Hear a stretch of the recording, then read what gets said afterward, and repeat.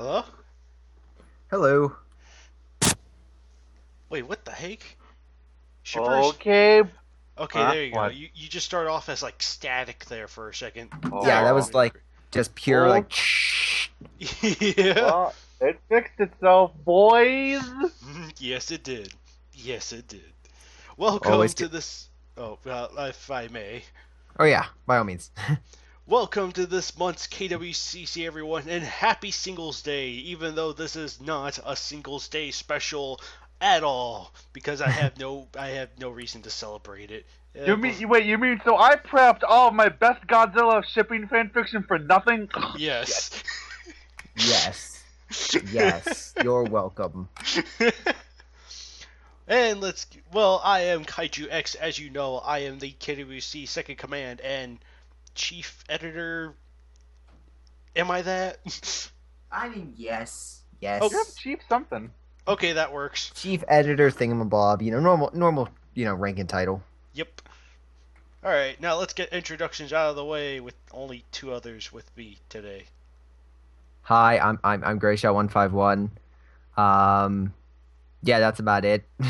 He's the KWC's I'm not important. daddy. So I'm the current adopted father. Currently things are going well. We're getting fine. We're getting along just fine. But apparently, it keeps talking about the previous parents, which which I have to remind it. I'm now your father. You will never bring them up again. Fair enough. I hate you, Dad. Shut up, son. Love me. Anyway, I am Shipper's Dreamer. I'm the only non-moderator in the call. Hooray! Yeah, so you're like our basic third. You're like the congratulations. You're the audience. That's what we're gonna Hooray! use. I'm the audience. I have all 2.5 of us. Or 2? I forget. That's the secret. You've been the 2.5 since the very beginning. Woo! Even on the Dun, days you weren't here. Oh my gosh. You found me out. I told you. I'd be telling you secret. all the secrets. Oh, yes. The secrets will be revealed. Yes. It was me all along. Yes, it was, Shippers. Yes, it was. I mean, I should have realized that from the very beginning. But in any case, we have a pretty standard episode coming at you today, where we're going to be discussing the newest release in the KWC, what's the plan for the future, and what is Andrew currently bugging me about. All this and more very shortly in the KWCC. Oh, we get a game segment. Oh boy. Hope we win a prize. So, for the most part, let's see. 164. And 165, both released during this time frame. So yes, we do have the resurgence of the KWC. And I believe, if I recall, Harley, you enjoyed one of them greatly, and the other one I'm not going to be. I'm not going to be your favorite person. Okay. About. Okay. I want to preface this, but Grayshaw, it is nothing personal against you. I want to make that clear. Hold on. Prepare. Grab his helmet for eventual baseball bat.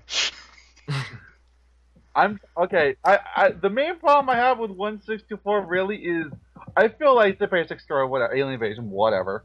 It's really the grammar and the dialogue. It's really kind of a struggle to read through for me. It just doesn't sound right when you read it. If that makes any sense. No, I can't. When you read it, I can understand that. That's much the biggest complaint. That, and it's about as long as a freaking book. Well, it is the longest to date with, I forget, 26,000 words, longer than the Baggin trilogy combined. Well, yes, and essentially my note was I wanted okay, so again, I guess I can talk about the story. So that one I created of quite a few years ago, and it basically was inspired by Crisis 2 and essentially I played the game and I was like, well, I wanted it to go toward an invasion of New York. And having, again, I wanted everyone to have their own separate part in the story, with Hicks fighting from the outside, Elsie's trapped on the inside, Monique and Randy actually doing the escape mission, and then Nick going after Audrey. I each wanted them to do something different, and at the same time, I still wanted to really on the parts. So obviously Monique and Randy, I think those two I like the most when it comes to heat.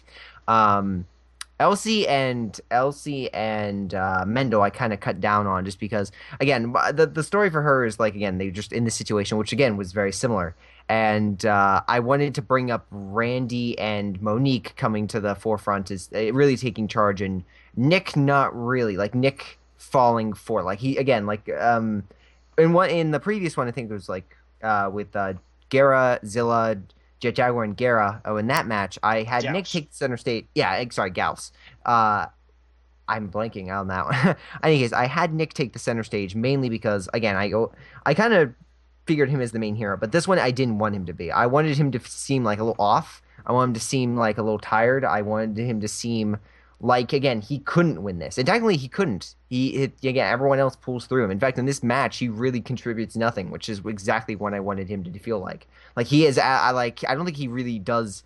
I mean, he kills a few soldiers, but he really doesn't move the plot along in any way. And in a sense, that you're probably asking, why would you want to do that? In a sense, I wanted him to feel like again he did nothing. Like again, he really didn't do anything in the grand scheme of things compared to the last one where he was kind of like a man. You know, he saved people, he saved Hicks.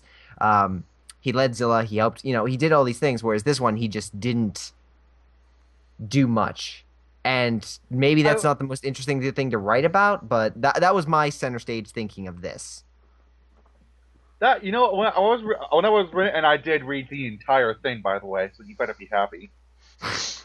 But anyway, I was reading this. It felt like if Godzilla the animated series had a big budget, doing a big budget, Toho licensed out the monsters and made a movie.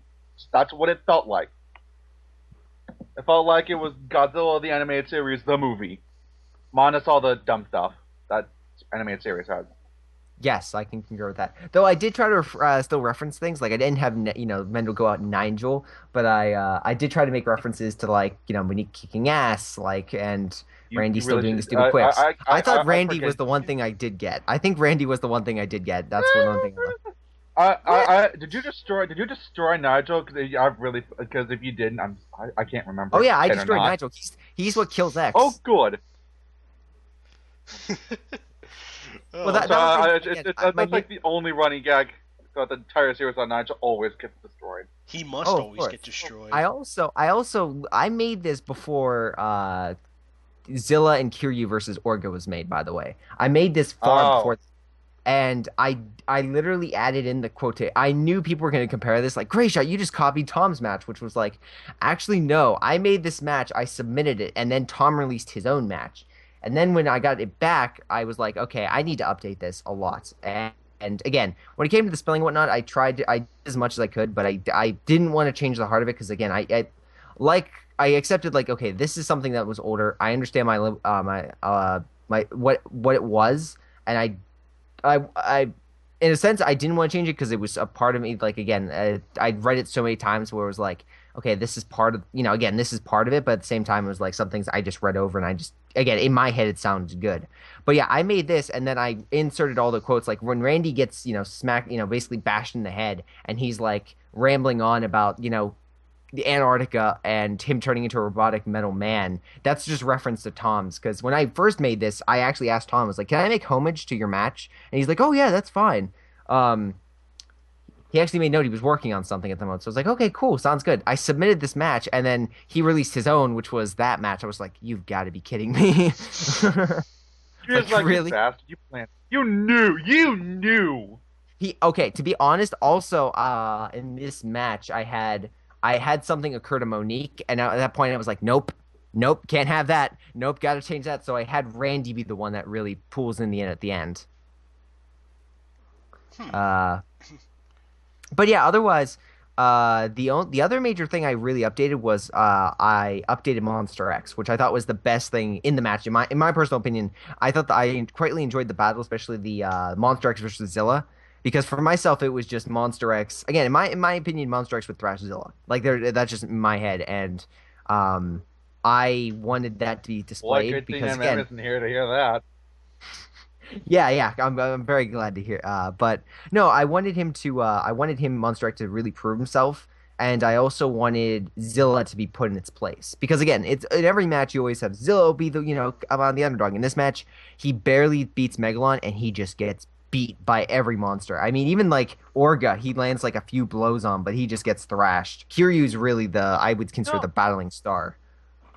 You know, I was really curious that that Megalon kind of felt like fodder to me. Like I was kind of expecting Megalon, he's defeated, but he's left in the tunnel, correct? Or the den, Yeah, I guess. so I was expecting Megalon to like come out to rejoin the fight like days later because he's been recuperating. I had a story planned for Megalon. This is going to sound like Rulers of Earth now. I had a story planned for Megalon, but essentially what I did, basically what I had thought is, and this is after the Seatopians realized what they were doing, they recalled Megalon. So I kind of am toying with that split. I haven't written anything with it, but that's essentially how or what my logic was about that. Because again, I didn't want Megalon to reappear because Megalon, I wanted Megalon in there because I wanted something Zilla to fight in early on. I didn't want it to be Gigan because I needed Zilla to come back and I needed Gigan to fight Kiryu and basically awaken Zilla.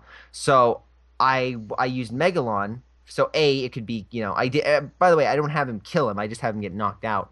So that way, I can use Megalon later. Because out of the two, I actually want to use Megalon again. And, well, I guess I could still use Gigan, but I wanted to use Megalon primarily again. And two, it explained why it took so long for the aliens to uncover what they were looking for, which is the Orga ship. Megalon could have just rode down a straight hole and they would have been set, but instead they had to literally teleport chunks away and such. So, oh my god, thank you. You are the best. Sorry. Me? No, sorry. Definitely shall. Family is awesome. Yes, family is awesome. I just got dinner served to me, so yes, awesome. Thank you. Yeah. Thanks, Mom. And that was Greyshot's family, everyone. So applaud for them.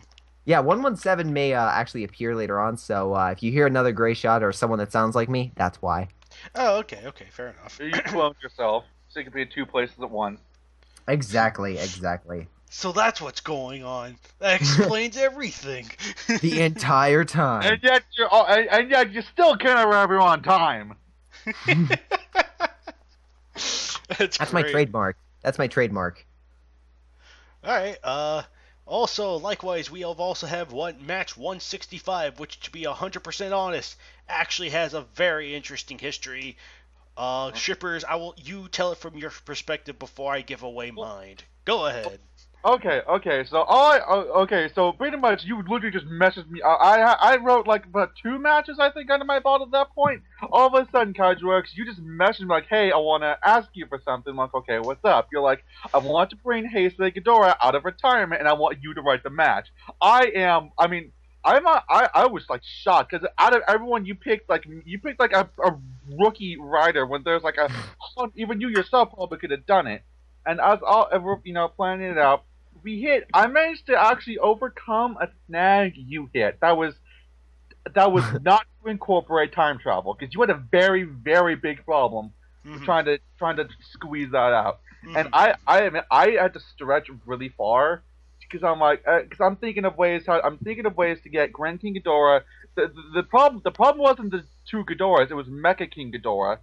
And I realized in order to make this work and not be confusing, I had to get rid of time travel entirely. So I finally came up with the idea of, hey, ask Greyshot, would it be okay if Mecha King Ghidorah was a failed experiment? And set it up like that. And Greyshot said yes, and I wrote the match, and the rest is history. Yeah, again, like I'm perfectly fine with like use in like that sense, like again, because I mean, Mecha King Ghidorah wasn't technically all that successful. I mean, technically he lost to Godzilla. So yeah, considering him a failed experiment, pretty much is in character with him. Right. Yeah, the origin change with this one is that more or less the Mecha King Ghidorah you see in match 165. Spoiler alert for anyone listening, but I think that was predestined anyway. But time travel joke. But yeah, Mecha King Ghidorah in this match isn't necessarily from the future, as this story is set in the future. more or less, this Mecha King Ghidorah is kind of like a King Ghidorah that had a Dorat like run away at the last second before. What I set up was like the Dorats that experimented with the Dorats. One of them escaped, and then there's just a big corpse. Oh right, it was just pretty much a kind of a failed mess, and so more or less it's just kind of like, oh crap. That's not going to work. But then Emikano suggests, like, oh, let's reconstruct this with our technology, and thus birth Mecha King. We have the money. We have the technology. The 6 billion Ghidorah. Actually, what I really like, I made. How G-Force is supposed to stand for, like, Godzilla Force? I was trying to hint that this time G-Force was not, for Godzilla. It was supposed to be Ghidorah Force. Mm-hmm. G-Force was only. I think I'm very proud. I managed to somehow have all 3 Ghidorahs and still managed to tell who's who apart most of the time. Mm-hmm. Yeah, that was the thing. I could tell them easy apart. I did like how you killed Grand King Ghidorah, because when I was reading it, I was just like, how is he gonna kill Grand King Ghidorah with like 2 Ghidorahs that, no offense, couldn't kill Godzilla? And most people consider Grand King Ghidorah again. Most people is as most powerful, like maybe even up to their. If Bagan was like the top tier in the again with most people, then Grand King Ghidorah was like close to that. I made sure that Grand King Ghidorah he was basically the hardest fight they two would ever have. Like I made sure if they did not team up, they would have lost. I made sure that they had to work together, and I'm actually really proud. Because I did to dig in deep with all the powers to actually use. I'm still a part of the barrier thing where they had used Grand King's barrier against itself. Mm-hmm. But yeah, I had to have I knew that Mecha King Ghidorah was more powerful than regular King Ghidorah. I knew that. So what I had to have happen was I had to make sure it was just a slugfest. Grand King Ghidorah had to die, but he had to die under he had to go down really soon and hard. Yeah, which he does. He's like getting open fire with like everything is basically he's being obliterated, like frozen, and yeah, he's not having a good time. Right. That was the other reason too, to be perfectly honest, that I'm really happy that those Godzilla Island abilities are incorporated, because the thing is, when you look at Mecha King and Heisei Ghidorah, there's not much different about them outside of the fact that one has mechanical hands. No, you're absolutely right. There's not too much to distinguish the two apart ability-wise. So I think the idea of, tractor beam and ice spray from the middle head is perfectly... I think it really helps a lot, and I think it's still relatively in character. Heck, the funny thing is that digging deeper into kind of like a... reliable sources is that Mecha King Ghidorah was constructed to capture Kaiju Godzilla specifically. So the fact that the ice spray more or less coats the monster instead of freezes them, or the fact that, tractor beam's known to carry things, all of it just so happens to fall into Mecha King's character. It's hilarious. Yeah, no, I know exactly, and that's why I gave the go-ahead when we announced these, again, character upgrades and whatnot, because, again, for Godzilla Island, it was a use, and we do have Garoran. That was a standard set prior to my arrival as KWC head, and it is something that, again, I will definitely adhere to. I am a little bit stringent on the PC when it comes to, like, game powers and such, so if you're a fan of Mecha King Ghidorah and you're like, where's the shield, it's... The answer is I might come to around that in time, but as of right now, I'd rather not go there. But I think, yeah, Mecha King Ghidorah with the ice beam and the tractor beam, and especially with the machine hands, each Ghidorah is now separate, and each one is now unique. Yes, or at least a lot more so. Heck, we could deck Mecha King with more stuff from the games, but that might be for the future. So.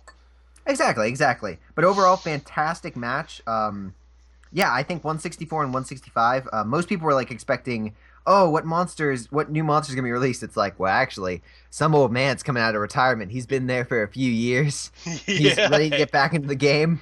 That made me so happy. If there's one thing I can say about 165, my original, because I was like really trying to narrow it down on Grand King's teleportation abilities. What I originally wanted to do was have Emmy pilot Mecha King Ghidorah, and then at some point and he gets teleported out of Mecha King Ghidorah. Mhm. That was what I originally wanted to do, but I was like really asking, and eventually the consensus was no, we could just teleport children. I'm like, okay, whatever, fine. Well, I mean, I think there is a certain creative liberty with the teleportation thing. Yeah, he only teleports kids in the films, but I think there could be liberties of him just teleporting smaller beings as a whole. Yeah, because I remember it says smaller beings, and the Grand King Ghidorah, a human, is very much a smaller being. Yes, Yeah, they I very don't- much are. I don't think he's gonna be teleporting Bacon anywhere anytime soon. Right, though. right. Like, That's hilarious. That's hilarious. It'd be hilarious as that though be, if he like tried to teleport Orga and then just like a piece of him flew off and he'd just like be looking back like really, really. Yeah. Oh my God, Grayson, you just gave me the greatest idea for Oh, Grand gosh. Ghidorah. You know, he doesn't teleport the monster. He teleports parts of the monster off. Like he encases them in like the dome. They're trying to think of a way out, or maybe like something like that. All of a sudden, Grand Ghidorah just boom, like Godzilla's arms just vanishes. I don't think his teleportation works like that. As it was the whole being. However, I think there is someone you can do that with and get away with it justified. Hedorah and Destroya. Oh yeah, that would work because they're made of smaller beings. Mm-hmm. But yeah, no, I like that idea a lot. Forcing Destroyer back into his more aggregate forms. Actually, what you also could do, I mean, technically he still has the mind control ability, so what I always thought would be interesting if he like mind controlled Ultraman and like turned Ultraman bad, or like since he is like human and like he would, what would that mean since Ultraman technically is, or like Zone Fighter, but also if like he turned the crew like of Mogera or Mechagodzilla, he just Okay, like that he could do. That he affects could the do. crew. Yeah, he changes the minds of like the crew and he causes them just to go rogue. Like or like against each other. So there's like a fight inside the control pit as it's fighting, Grand King Ghidorah. Right, that would be really cool with Grand King. I think like the teleportation, the mind control abilities are a bit underplayed, partially because they can't be used on the monsters. The monsters are a bit too big for those abilities to apply. But under the right circumstances, say knowing that Destroy is made of smaller, microforms or whatever, and Hedorah too, or people being people vulnerable to these sort of mind tricks. And heck, if you're able to mind control an Elias person, that's something, Yeah, exactly. They're like supposed to be the pure good, and if you can if you can damper or like convert pure good, then I mean, friggin' like the likes of like Hayata or Shin Hayata, yeah, Shin Hayata or Hikaru. Hikari Sakamori. Hikari Sakamori. So the Hikaru's human the forms, the sister. Zone Fighter and Ultraman. It's like, yeah, those guys don't stand a chance. Yeah, they're convert. They're dead. Or no, I wouldn't say Right. dead, Also, but I feel like in terms of him over 165, I feel when I was running this match, I knew because I felt like Grand King had to lose. I felt like I could not justify bringing King Ghidorah out of retirement just to have him lose again. I did not Yeah. feel justified in just doing that. you would have killed KaijuX. He literally like, yes, no. Yeah. But no. I felt like it was the right thing to do to have Heisei Ghidorah win. I felt like it was the only right option other than have because he's out of retirement. What am I gonna do? Kill him off and then Mecha King Ghidorah win? No. Right. No, you're right there. And the other thing I'd like to note is first off, 164 and 165, fantastic banners, by the way. Oh, Fantastic yes. banners on both ends by Jackson Morse and Stephanie Hughes. Yes, absolutely. And again, just to kind of jump on to my point of view, this match, let's see. Well, banners first is that originally I had my own banner in mind, which I will put right here. I think I'll have that time noted for me in the future. Plug. Plug. But 24 banner.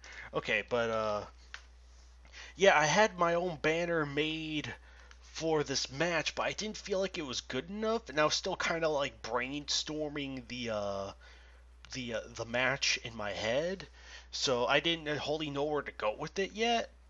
But eventually, when I did finally start, I started this match first with the full intent of I will bring Heisei Ghidorah out of retirement. But I didn't feel like the banner itself was up to par really. So I contacted Stephanie Hughes, who you may know as may have worked on banners such as like say the Monster X trilogy, and a good slew of other matches before Titano Goji 16, the previous head, retired. Let me first just say this. That banner actually looks pretty good. It actually looks pretty good. I can't argue with it. So, right. But yeah.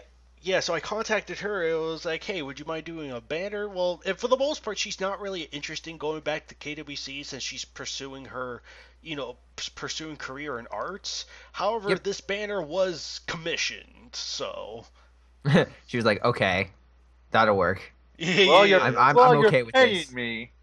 yeah, pretty much. And again, I do understand sort of the artist sort of just thought of like, you don't, as an artist, you don't do anything for free. Oh yeah, that's completely understandable. Right. So it's something I can empathize with, and I was like, okay, make the banner, I'll pay you, and then I'll complete it. And I didn't complete it for a long, long time. And originally the match itself, I can't really remember much of it plot-wise, but it was very much meant to be a tribute to Anna Nakagawa, the actress for Emikano, who had died late 2014. So I kind of wanted to write that match in dedication to her, but it crossed between writer's block and a bit of a depression from that. It just kind of became too depressing for me to write, so I handed it off to Shipper's Dreamer, who wrote the final version.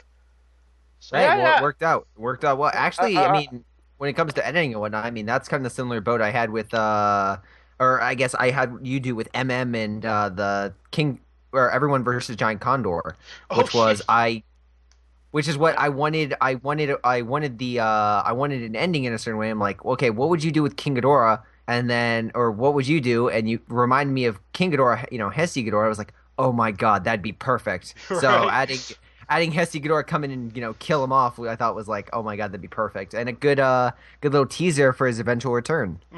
Right. As far as the world was concerned, he was retired forever, but not to be the case. I probably asked once, but I feel like maybe I can get a more official answer. I mean, like I said, out of like everyone, all the talented writers, why me? Why I mean, by all means, I would. Sorry. You were the cheapest. You're right. I do it for free.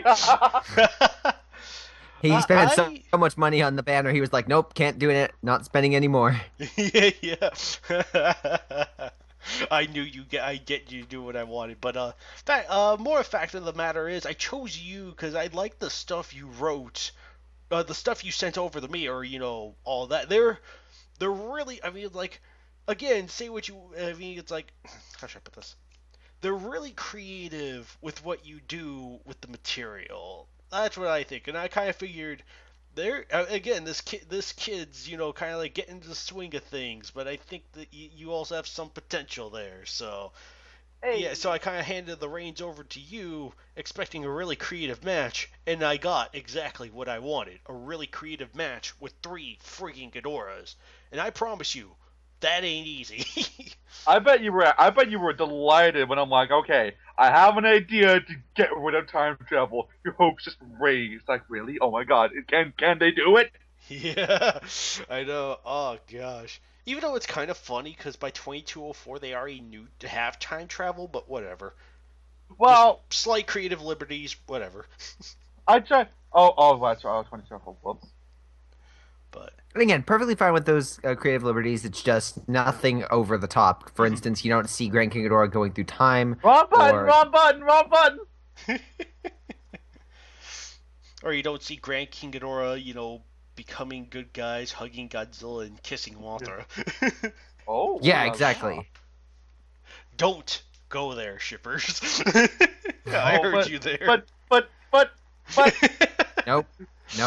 With my shipping fan fiction. Well, actually, hold on one second. Pop in. I actually have to double check. Has he? No, he's not. Okay, good. Wait, what? What? So, still. Wait, is this him? No, I'm looking at another guy. So the other thing, like I made note, is or something you should keep an eye out is the new KWC animated, which should be debuting very shortly. Oh, Um, cool. Yes. Currently, nope, it's still not up yet. Okay. It was early, it was slated for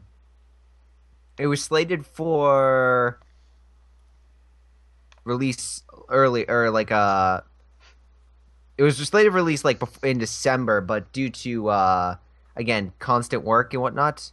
Oh, I believe it's gonna be up a few days. That'll work. Oh, okay. Fair enough. Hooray, more KWCAs. Yes. Again, something they're less frequent. They occur, but yeah, I should have that one up that one should be up shortly. And again, if you are interested, just let me know, because I will be happy to. Yeah, if it fits the criteria, you'll be all set. All right, sweet. But let's see. Oh, okay. Whew, boy, that was a bit of a ramble there. But Oh, just a little bit of. just a little bit. But yeah, that match, a lot of fun. Again, the only real qualm I had with this is that there were a bunch of run-on sentences, but nothing being the editor can't handle. Yeah, nothing 164. Am I right, guys? Yeah. Guys? All right, guys. I'm gonna go cry in a corner now. But yeah. But in any case, in other exciting news, we did also have. I think we had some minor updates as well. Andrew, was that this one or for the KWC? Well, I guess not minor updates. I guess to the KWC, but to the overall channel, we had the updates to the entire site with Anthony revealing. I don't know. What should we call it? Toho Kingdom Prime. Nuevo Toho Kingdom. Oh, right. Like, I think it's Deluxe. just more of a new style thing, like just the way it's set up. It's more or less new. Oh, but yeah. nothing. Didn't it also like break immediately though? Yeah, it kind yeah, of on, did, but I mean, mobile it changed. It I thought when I asked that, just dead quiet. Like I just like asked the forbidden question. Like, oh shit. No. Oh my gosh. no. The one thing I won't note. The one thing I will note is the KWC did transition well with it. So with the updated site, which those that don't know, Toho Kingdom experienced an update, which I honestly like. It looks much more modern in its layout and whatnot. Even I think I agreed with Chris when he said it looks like too much like an encyclopedia, and then to that I agree. But now it looks a lot smoother and whatnot, and Definitely. all the pages have a lot more room to it. So I don't know, it looks great to me. Yeah, The one thing I will note is. Yeah. The one thing I want to know is maybe the combat statistics maybe need again a bit of a change. Something maybe we can work on in the near future. Who knows? Maybe we'll have an update for that in the coming months. Cough, cough, wink, wink. Cough, cough, cough, wink, wink. Yeah, for the most part, all it looks new, just relatively modern and all that. Or who am I to kid? Not relatively modern, very modern. No, Yeah, I completely agree. And I the one thing I would know is I had to create a website last semester for a class, and yeah, it was. I gotta say, I know what the program I think I know what he used because it's something very similar to what I had to use. But no, it looks very very good. So can't argue with that. Looks great. So hey, whatever works. Sadly, the forums didn't get the same upgrade, so right. But, I think that forum's been updated several times already, so I think we're gonna be fine until further notice. Nope. We must complain until it's fully updated. I'm really glad MM's not here. Then he'd be biting your heads off for that. Why does he not like the new format? No, he doesn't like the new format. He really wants the forums to update, though. Oh. He would go ballistic. Well, luckily, MM is not MM, here, if you're listening this far into the video, sorry. We don't want to be rude, but we are right and you're wrong. So Yeah. yeah, we'll see you in the next KWCC. I don't want to say I told you so, but I told you so. Yeah. But hey, Just keep an eye out for a news report of a murder at in Pennsylvania, and maybe by MM, and the victim may be a guy named Grayshot. So yeah. That might be We 2 have a special victims, news but that bulletin depends on today. how fast he can travel. But yeah, dig the new look. So, and hopefully with some of the up and coming KWCs, things are gonna get real interesting. Yes, KWC should be up more often. The next one should be up again, like in the every 2 weeks essentially. The next one should be up. It's another match from the archives or from the previous, and then I have another match from the past as well. And then I'm gonna see about getting everything ready afterward because that'll be 166, 167, and we're gonna be closing in on 170. So I got to make sure that's all set up for its eventual release. So. I can definitely say there will be a new monster this time showing up, and it won't just be like a special. So keep an eye out for that. Sorry, no. Listen, MM, it will not be Kamagidon because here's the note. Here's the note with Kamagidon. Kamagidon's like for maybe later down the line when I need like an opening, and it's like okay, Kamagidon will work. For right now, we have a few good kaiju that currently been waiting in the wings for a while, and I think a lot of people are excited to. I don't know what you're talking about. I'm talking about Kamibus. I mean, Kamibus has always been a fan favorite. Everyone Clearly. always wants him in there. Yeah, clearly. I mean, everyone Yes. has been dying to have Kamibus. So Hey, we need someone to tag team with Gazora. Yes. exactly. Actually, that actually brings over very nicely to KaijuX, your current plans. So you maybe want to go in that? Oh, right. Can you go to specific details? My head is currently in a blank. Yeah, sure. So essentially, for those of you that don't know, KaijuX, years and years ago, when King Ghidorah was retired, he wrote a match. It was Kamibus, Gaminus, Right. Gazora, and King Ghidorah versus Gazora, Ganymus, and Kamibus. yes, which actually was one of the first ones I read on the forums, and yeah, it was really good. I actually quite enjoyed that match a lot. Aww. Actually, regarding that one, I'm gonna have a very if you want to read it for yourself, you can go down in the description below and click on just link to my DeviantArt where I currently have it. So, hang on, just get myself timed here. Did you make King Ghidorah lose? 'Cause that'd be hilarious. No, he actually- He doesn't, but he does something very cool. Well- Which, if you don't mind, would you mind if I spoil it like a little? Oh, absolutely, go ahead. Okay, because it is a little bit. So essentially, in the match, the Futurians find these three monsters, and they have King Ghidorah basically I don't want to say test battle, but basically battle against them, but restrained to that way they can maximize King Ghidorah against a better opponent. And what that means, no gravity beams. Well, not the entire match, in any case. Uh-huh. So it's actually pretty well. I mean, I liked what you did with all the monsters. Each one felt unique, and I like when I joke about Kamibus, I just think of that match and him just getting obliterated. So yeah. King Ghidorah's eyes and be embarrassed about it. I mean, Ghidorah can't squirt ink. That is something I know he can do. Yes. I actually have received a match or two that you've used Gazora, squirting his ink, so.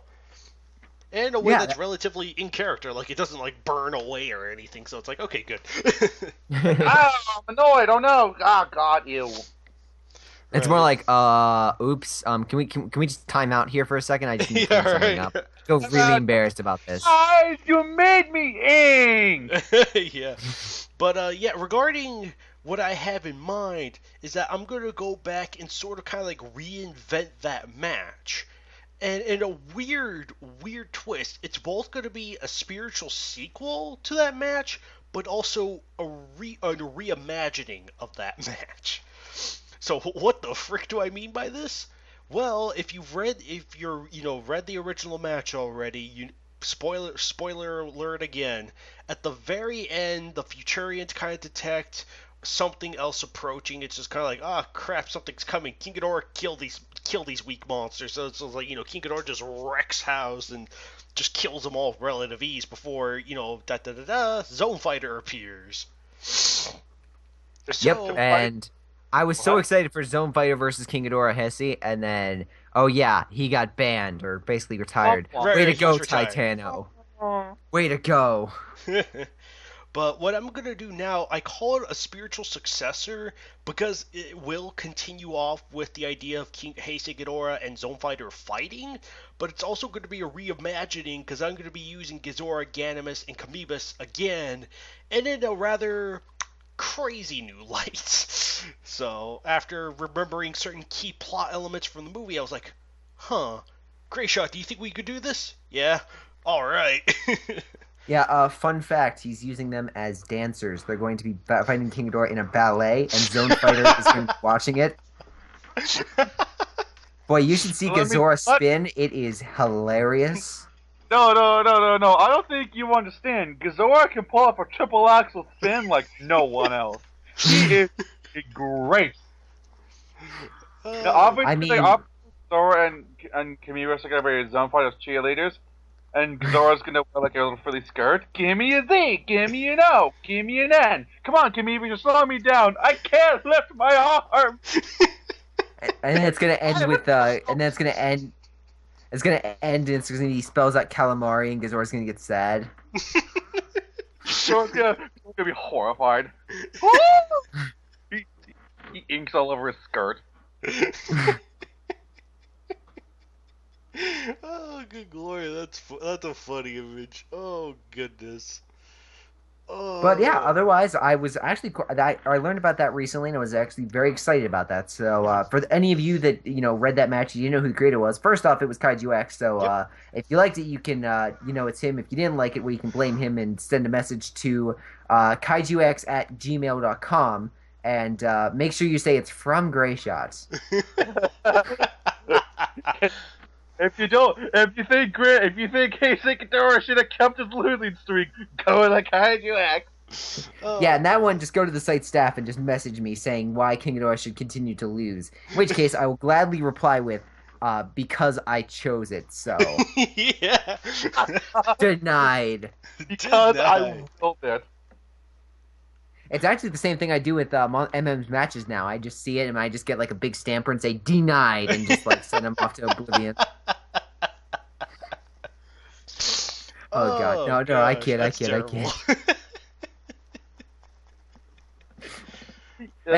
Hey, and that will keep the case until he says something nice about that one match I wrote. Until he says that moment. Until then, never again. No, God, no.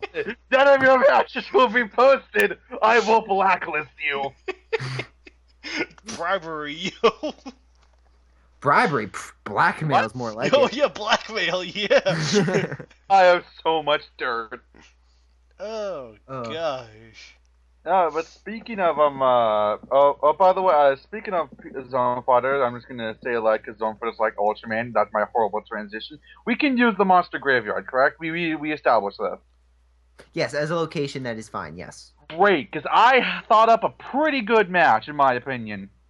Yeah, just know, again, I'm perfectly fine with references and places, because, I mean, we do that all the time with the KWC. Like, I mean, people have made matches in, like, Planet X, and people have made matches, like, in cities and whatnot that never mentioned the KWC, like deserts and whatnot that have never been mentioned. It's just kind of the qualm is that the Monster Graveyard is more exclusive to Ultraman, and none of the Toho distributed kind. Well, and which to my note is, again, this is something that's synonymous with it. Like, for instance, Gamora with the super oscillatory way. Is it really there? No, but it's something we do to buff it. And again, with, like, Ultraman, perfectly fine with, like, places and whatnot. The only note is I would be a little bit more hesitant with the Ultraman City, just because that is really into the lore. But yeah, like, a monster graveyard, and just specifically, like, the Ultraman, like, okay, yeah, fine. Because I actually have a match. I might rework it because it got denied. But the point, I'm setting it after, I'm setting it after Godzilla vs. story. After Godzilla died, Godzilla's soul goes to the monster graveyard and goes on a total rampage. and I'm having like all the Ultra monsters are like, hey, knock it up, buddy. So like literally all the Ultraman monsters in the KWC currently are gonna fight Godzilla in the monster graveyard. Ooh, that'd be cool. That'd be really cool. I think there's a good deal of Ultra Monsters. Hold on, It's let me like- get the stamper. Denied. Next. I think there's actually a good deal of Ultra Monsters, and There- actually kind of to that degree, the cannon foddery monsters in there too. You know, that. I believe there are 3 Ultraman monsters and Ultraman himself. Yes. However, if you want to expand on that, you could probably add like Zandola, War Gilgar, or Spyler. They're not really Ultraman. They're not really monsters. Ultraman, but they do follow in that theme. So I think there could be some leniency. Yeah, yeah. Again, like I'm perfectly fine with like, Godzilla. and by the way, I should Godzilla note, take on the I'm- cannon fodder. I'm also perfectly fine with like if you want to make use of like if that's not only the monster graveyard for let's say for the Ultraman universe, but like just the universe in general or something. Right. Again, I'm perfectly fine with like exploring. Like for instance, I've explored. I did one match, which is again I currently have them up. 165 or 164, I should say, was number 5 in the matches I've written. I'm currently writing 16, which I've done so for a while. So. I think match number 5 was like match number 165 was like the first to actually take place specifically in the future. No. I'm sorry. What? 164. I mean, is the 5th one I wrote. Oh And yeah, I've written up to 15, and one of them I actually have exploring Zone Fighter's background, which again is never stated, but you can see parts of it in the films, and you can get like piece together some parts. You mean So- the show? Yeah, exactly. Sorry, the show. Yeah, yes. the show Zone Fighter's backstory for the most part is just kind of like yeah, at least hooray! from what I know Kinda is that they're Superman. from the planet Peaceland. Funny name, Peaceland! but yeah, Is it- they so come it- from Peaceland. The Garogas more or less wage war. They destroyed their whole planet, and so they pretty much run off to Earth, where the So is Garogas kind of Peaceland- follow is pursuit. Is Peaceland on friendly terms with Planet Godzilla? I have no idea. Fun fact. Actually, they are actually bitter enemies. In fact, they once had a war which flung a moon off into the galaxy, and it actually landed in our solar system, and that's why we have Planet X. Fun fact. Oh, okay. It's all I'm about to say, connected. So Planet X is literally just a moon from Planet Peace. Exactly. It That's is why a it's so Zone Fighter decrepit. Zone Fighter go to space, to the moon, and goes, "Hey, look, it's the moon." I remember that. Yeah, What those do you crazy days. Man, actually, those were speaking the of- days. Speaking of weird moons on extraterrestrial planets, I don't know how this transitions in the next thing. Another thing I want to do with Orochi, which I just watched the movie Yamato Takeru yesterday, I'm sorry. so I was like, I need to yeah, watch it. there's something real interesting that I kind of want to do with Orochi, because at the end of the movie, spoilers, Tsukuyomi, like the guy who could turn into Orochi, is sealed up in the like a little medallion thing, which looks like the things from Gamera. Don't ask, but then it's like chucked into space. Then I was thinking, ooh, what if there's a point where that medallion lands on an inhabited planet, and Orochi kind of comes back, kind of like, he brings himself back as Tsukuyomi, and more or less he has to fight monsters and turns into Orochi to do that. That again, I'm perfectly fine with. Again, like that's creative. That's awesome. The other note I would definitely say. Oh, sorry. Continue. I was actually as great as I consider for exploring this scene ideal. Can I asked KaijuX, I might as well ask you because you're higher on the food chain. I will not put him in a match, but can I make reference to Showa Ghidorah? I will not put him in one, but can I make if I have the Showa Zones? Oh yeah. Oh yeah. Okay. You can make reference to him. I make reference to Showa Godzilla all the time. I'm thinking of writing a match where it's pretty much like the Showa Exilians versus the Millennium Exilians. The Millennium Exilians are like, you lost with Ghidorah. That's not a surprise. Actually, to be perfectly honest, speaking of Showa versus Millennium, I kind of had this whole big plan. I had, like, eventually I want to write something big and epic, like something that legitimately ties into a story and spans several matches. And for the most part, the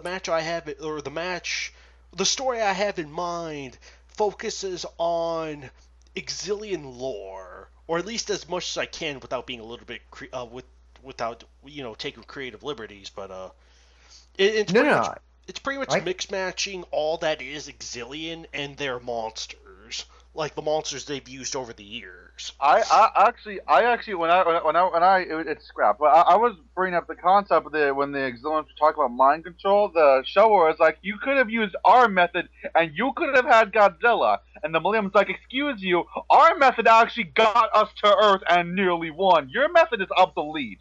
Straight up that politics. That actually sounds. Not using M-base, they could control Godzilla, but when they did and when they didn't, they nearly won. So it's kind of like this balance of, Sorry, go on. Right. No, Yeah, I get that. I mean, but no, actually going on Andrew's point, that's something I wanted to do from the start, which is, again, every match I've ever written and every match I will write, unless it's like something like fusion like kind of match, what I did with Michael, I believe that was his name, with like Rodan versus Tagarla.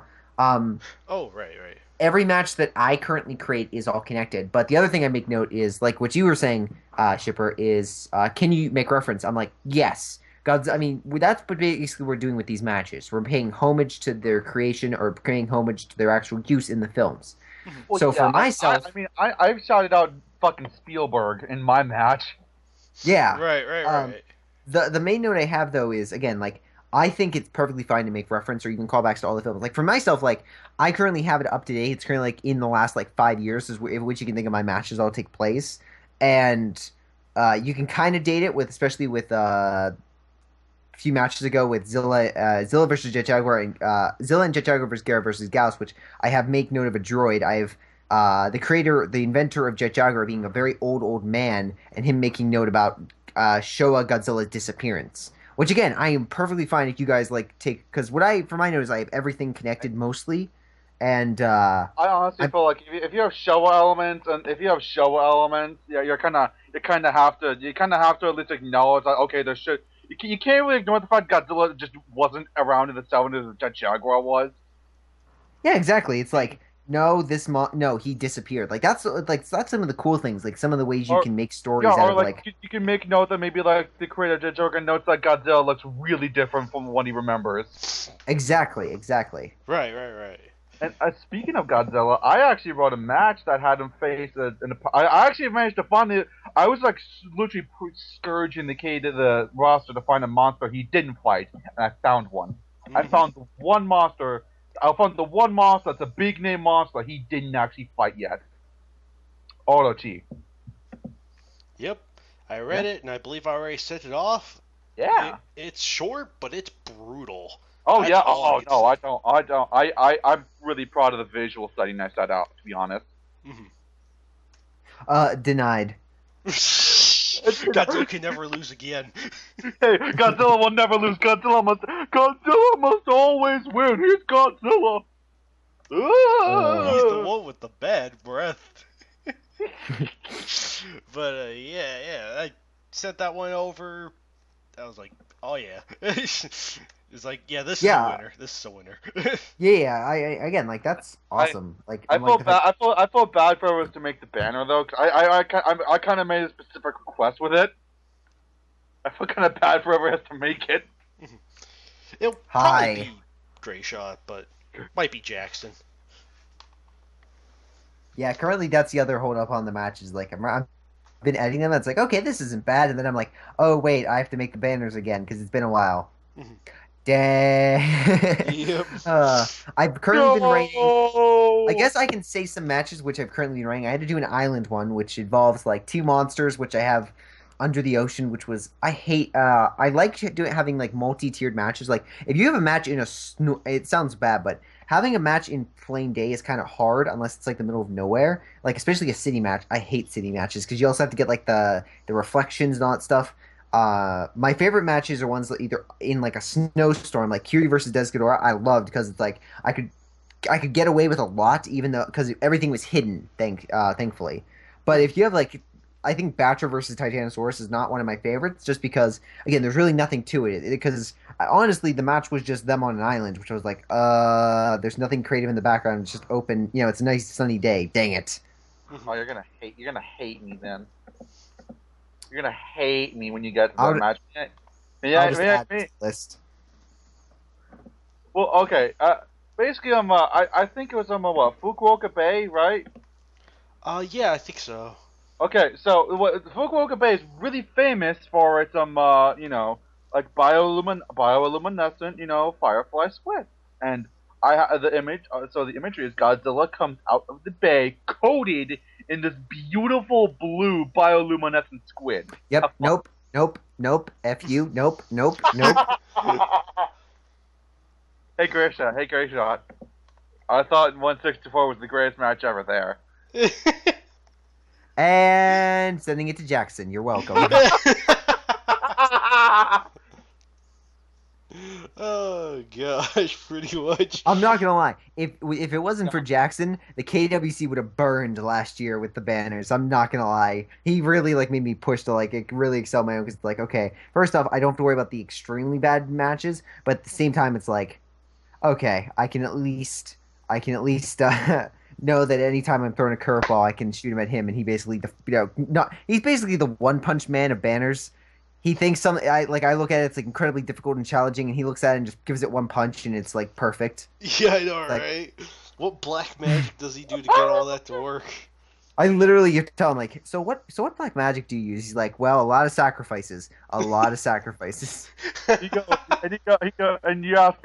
ask him one day, how do you make your banners? I do 100 push-ups, 100 sit-ups. I run 3 kilometers. I walked on banners so much I went bald. God, that'd be hilarious. I swear to God, hey Jackson, if you're listening to this, send me a picture of yourself looking like One Punch Man. Bam, that would just be. You could probably do it too. Oh my goodness, man! The things Jackson can do. Oh man, I know for everyone not listening, we're doing a little something secretive in the back doors, but man, the things he can pull off, good glory. That is all I could say. Yep. I completely agree with you on that one. All I could say is, I'm not going to go into specifics of what it is, but all I could say is, if you're able to get rid of watermarks from a picture, yeah. No, Andrew. Impressive. Why don't you go out and tell them? Why don't you go out and tell them that the other Bagan is coming to the KWC? Good job, you ruined it. What? Are we Bagan versus Bagan? No. No, God no. No. That was a joke. That was strictly a joke. Let's make MM's worst nightmare come to you, Bagan versus Bagan. That depends. What's the other bagging? Actually, guys, let's go to a fun tangent. What would be MM's worst match? The match he would dread match the 50. most. Match 50. He did not read match 50 because he knew either way he'd lose. Okay, I was showing him snippets of match 164. He's not reading that either. I'm sorry. he is not a fan. Okay. So, let's see. Yeah, okay. It's Bagan, Monster X. What else? He hates Godzilla those two. versus Godzilla. I would say Godzilla versus Godzilla. He despises. Oh yeah, Godzilla versus Godzilla. Right. He did not like that one. Oh, that actually reminds me. I just remember what we can go over as well. But yeah, continue. Yeah, he does not like that one because it's and again, this is I think something a lot of us can go for. He loved the setup, Ashura Honda, the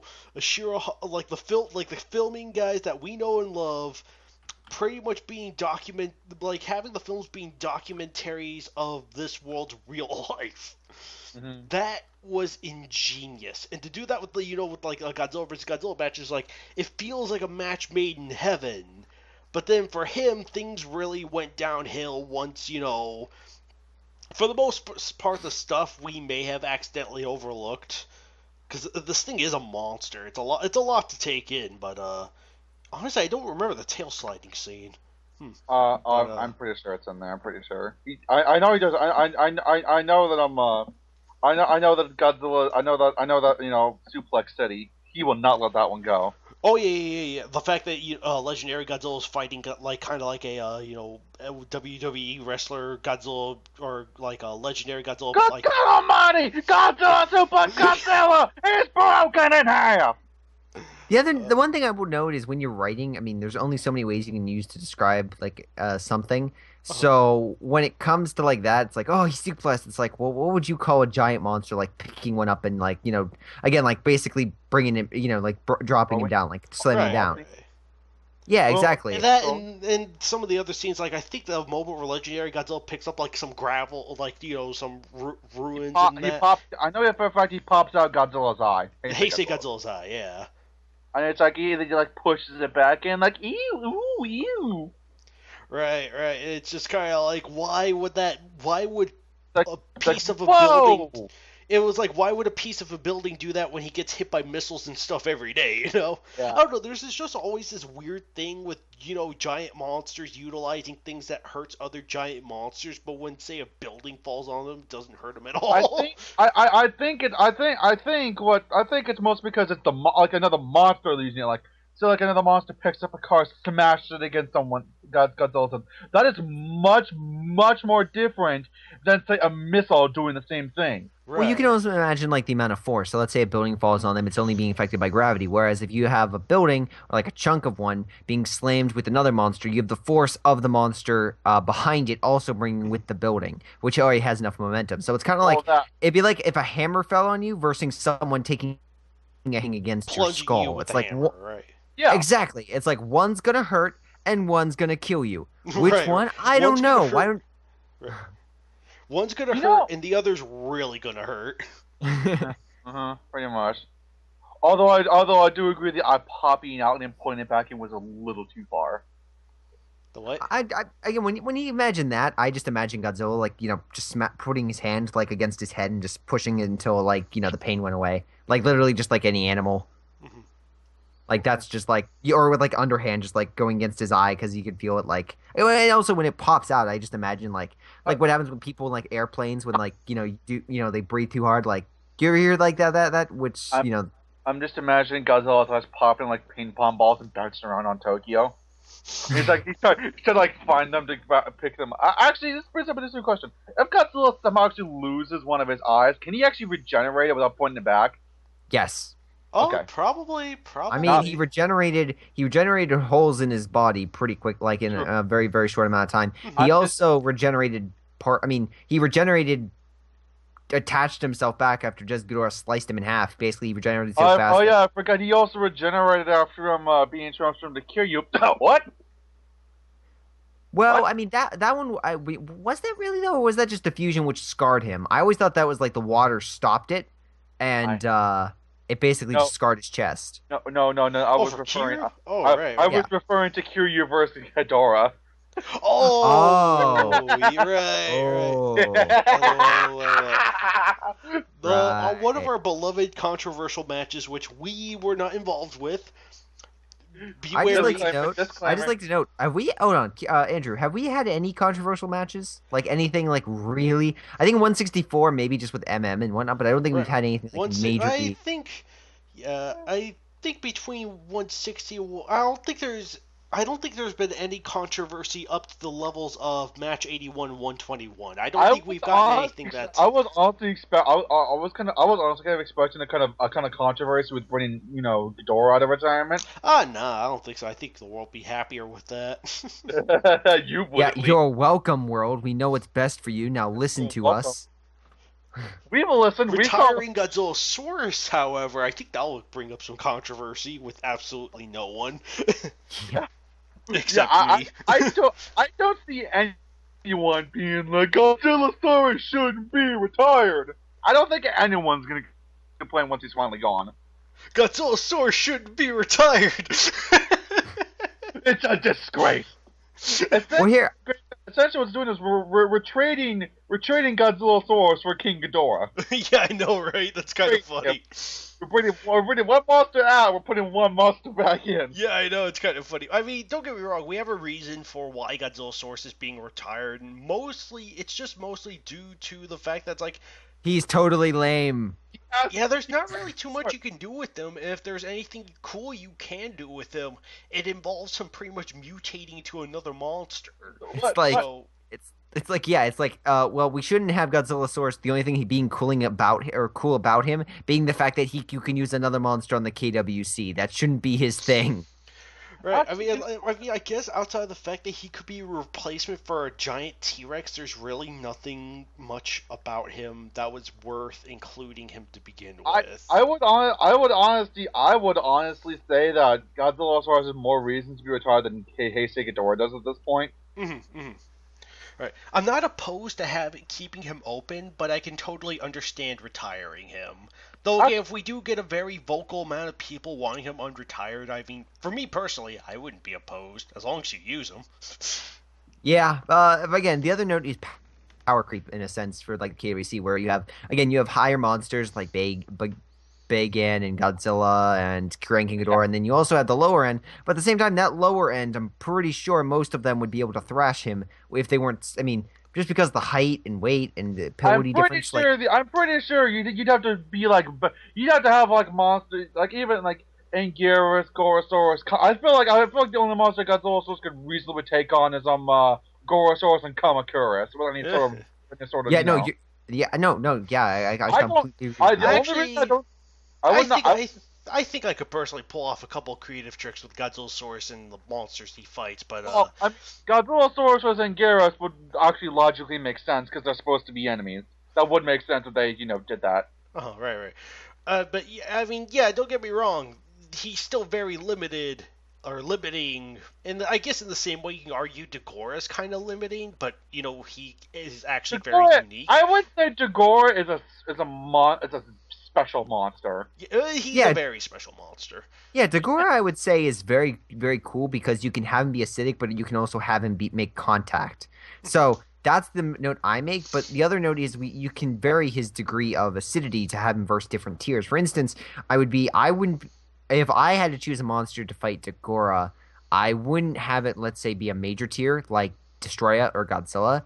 But again, something like or Mothra, which was a fantastic match. Like I think a lower tier monster like Baragon, like something of that nature, still could reasonably fight a Dagora. It just depends on what size you use him at. Like he can scale.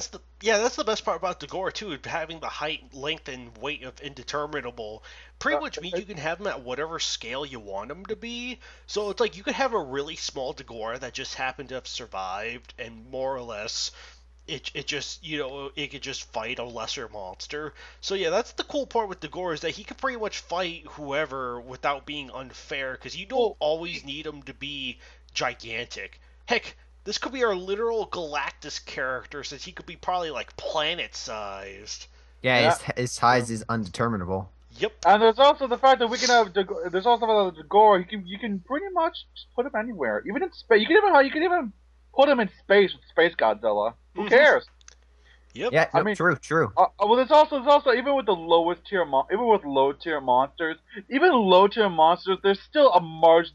There's still not to be taken lightly. Even low tier monsters.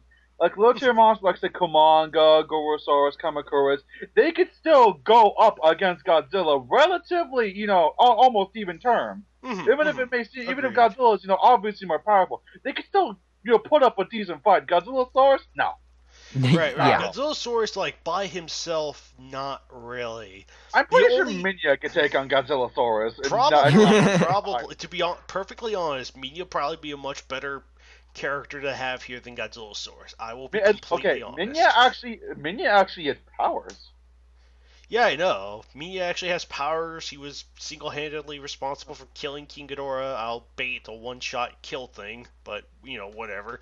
I pointed this out. Minya was the first monster on the battlefield to fight King Ghidorah. He was literally the first one. He was searching. No. Apparently, he was so convincing they mistook for Godzilla. That's how convincing he was. I am taking that literally. Oh gosh. Nope, you're absolutely right. If he was so ready to battle, people confused him for his father. I feel like that should be something notable. You know what it also tells you? How bad the televisions were back then, that they confused. Yeah, that's true. How bad was their eyesight? Yeah. Oh gosh. Yeah, the only thing I can see helping Godzillasaurus is if you notice that the powers we did add a can absorb radiation ability. Mostly because I was sick and tired of seeing none. So, That is Yeah. and we so consequential, though. You have to look. There's like no way. There is like nothing. That there's no radioactive creature other than another Godzilla, where that would be able to sponging off radiation to do something memorable, though. Right. Like I said, I think I could write up like an extra thing or two with Godzillasaurus creatively utilizing this ability, because I was thinking that like absorbing radiation for Godzillasaurus could augment his strength, powering him up. So it's pretty much like steroids. Actually, you mentioned Remember, kids, like radiation, steroids are bad for you, so please Yeah. use them responsibly. Yeah, don't shoot up radiation. Anyways, you mentioned Grace, like a storyline of matches. I actually have an idea in mind. It involves Heisei Ghidorah. Remember, okay, you know how they replaced Godzilla, right? Godzilla in like what 1945, 1954, something like that. 1944. Hold on 1 second. Denied. Okay, let's go. Continue. Okay, so Godzilla was replaced with the Dorats, right? Yep. Now, we can presume that the Dorats, stayed there until 1954. However, it is what 1992 in Godzilla vs. King Ghidorah. Yes. Why not have like a series of matches that's pretty much what would be like if King Ghidorah was in Godzilla's place for the Showa and the early Heisei movies. That Like would King be Ghidorah cool. versus Anguirus in 1955. King Ghidorah versus... Actually, the thing is regarding. Well, okay, I mean, you're not wrong with the idea that you're going on here. I do like this idea. Just regarding 1954, real quick. No. I'm not gonna do that. No, 1954 is the untouchable year. I do realize that. Right. Like, I mean, don't get me wrong. 1950 Don't get me wrong. I mean, yeah, I see where you're going with this. Like, replace every Godzilla after 1955 onward with Heisei Ghidorah. That I really like the sound of that. Oh man, that would be a good creative match. Godzilla versus Anguirus versus King Ghidorah in 1955. Well, that could work too. Well, That could work. technically, the Showa Godzilla technically the second one. Right. So Yeah, that would be like a whole plethora of possibilities. Having Godzilla and King Ghidorah versus Titanosaurus and Showa Mechagodzilla, something like that. Right. Even though the thing it's a little confusing because it's kind of like the Godzilla story going strictly in context of the movies here. I know this is fan fiction, so you're allowed a little bit of creative liberty with this sort of thing. But when Godzillasaurus was teleported to the Bering Sea, then he gets blasted by radiation. The 70s, then he's founded the volcano in the 80s, leading to the events of G84. Long story short, the time travel does absolutely nothing but make Godzilla stronger. Yeah. But But again, the other note I would like to say is it does affect him, though. That's something that many people are like, oh, it doesn't do anything. It's like, no, it actually just made Godzilla a lot stronger. Right. It just didn't would, go to the humans' plans. Yeah, so it was just an idea because technically King Ghidorah would be around for a very long time at that point. Right. I do like the idea though of matches taking place between his mutation, his birth, in 1954, to when he's supposed to be sort of deployed. Mm-hmm. In 1992, I like the idea of kind of like filling the what was he doing this whole time? We could actually introduce. In that time, and during that span, maybe Boucher woke up early because of King Ghidorah being more destructive than Godzilla and Mothra or something like that. Heck, what would a Ghidorah three-headed monster be with that version of Ghidorah flying around? Ghidorah, Mothra, and Mothra and Rodan versus Grand King Ghidorah. Grand King Ghidorah. That'd be funny. Versus actually Godzilla, it's when he first awakens, and they had to drive him back into the sea. Oh, whoops. Yeah, just that sounds like a comic book movie. Like they just create the villain becomes the hero and the hero becomes the villain, and it just switched places. Yeah, I know. It's I actually thought of an idea maybe because you know how Godzilla's in the Bering Sea all the time, right? Yeah. Well, Yes. what if during that time maybe Godzilla fights a monster under the sea, like 84 Godzilla, 84, 85 Godzilla. that Godzilla actually fights him and be like Ibra or Gazora or another undersea monster while it's absorbing radiation. Remember, Well, Godzilla was already technically fully grown by the time he got hit with the sub. yeah. So you could totally do that. You could totally do that. I just realized that we technically could have 84 Godzilla in 1991. Mm-hmm. Very Technically speaking, the Heisei Godzilla from 84 and Biollante are technically 84. It's just that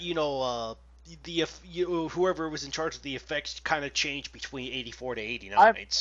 I'm going based on the assumption like Godzilla mutated further and that's why it looks like that. Otherwise, I'm going based on the assumption because he absorbed even more radiation. He absorbed and looked different. Yeah, pretty much. I don't mind that. I'm going to justify that before that he would still look around 1984, 1985. Yeah, that's fine. Oh yeah. Like the other note I have is like to make sense of like the whole like millennium for like my matches. I have Godzilla like, oh yeah, that was all that was like junior or not junior, but yeah, junior basically like in the for Godzilla 2000, Godzilla. Oh right, Godzilla X Mechagodzilla and Godzilla Tokyo SOS is just like, oh yeah, that radiation he absorbed just changed his appearance, so it looked different, but it actually wasn't. It's like, I mean, we all know the real truth, but that's just like, oh yeah, you can make those like cosmetic. It's just to help connect. It's kind of help connect everything together. I gotcha. Exactly, connectivity tissue. Yep. So yeah. Alright, got that cleared up. Yeah, I think I'm actually right. Now that I think about it, really the only thing unique, quote unquote, about Godzillasaurus is kind of like the weird steroid injection thing, more or less absorbing radiation to make himself stronger. Is there anyone else like that? I don't think so. Maybe Rodan, technically, with the song. I guess technically Rodan / any of the Godzillas who can eat radiation. Well, I guess that doesn't really. I guess what I have in mind is that Godzillasaurus will get physically stronger, whereas the others usually it's their beam attacks that get stronger for everyone else. I would actually go so far as to say Godzilla hates radiation when he absorbs radiation. It's actually his food source as well. Right. That's a food source thing. So. Yeah, food source / energy supply thing. That's. Also, isn't Rodan's radiation actually different than one Godzilla? Isn't Rodan's radiation uranium and not the usual radiation Godzilla eats?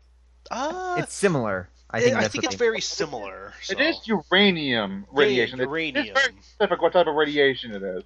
Right. Because I think there's different kinds of radiation, but yeah.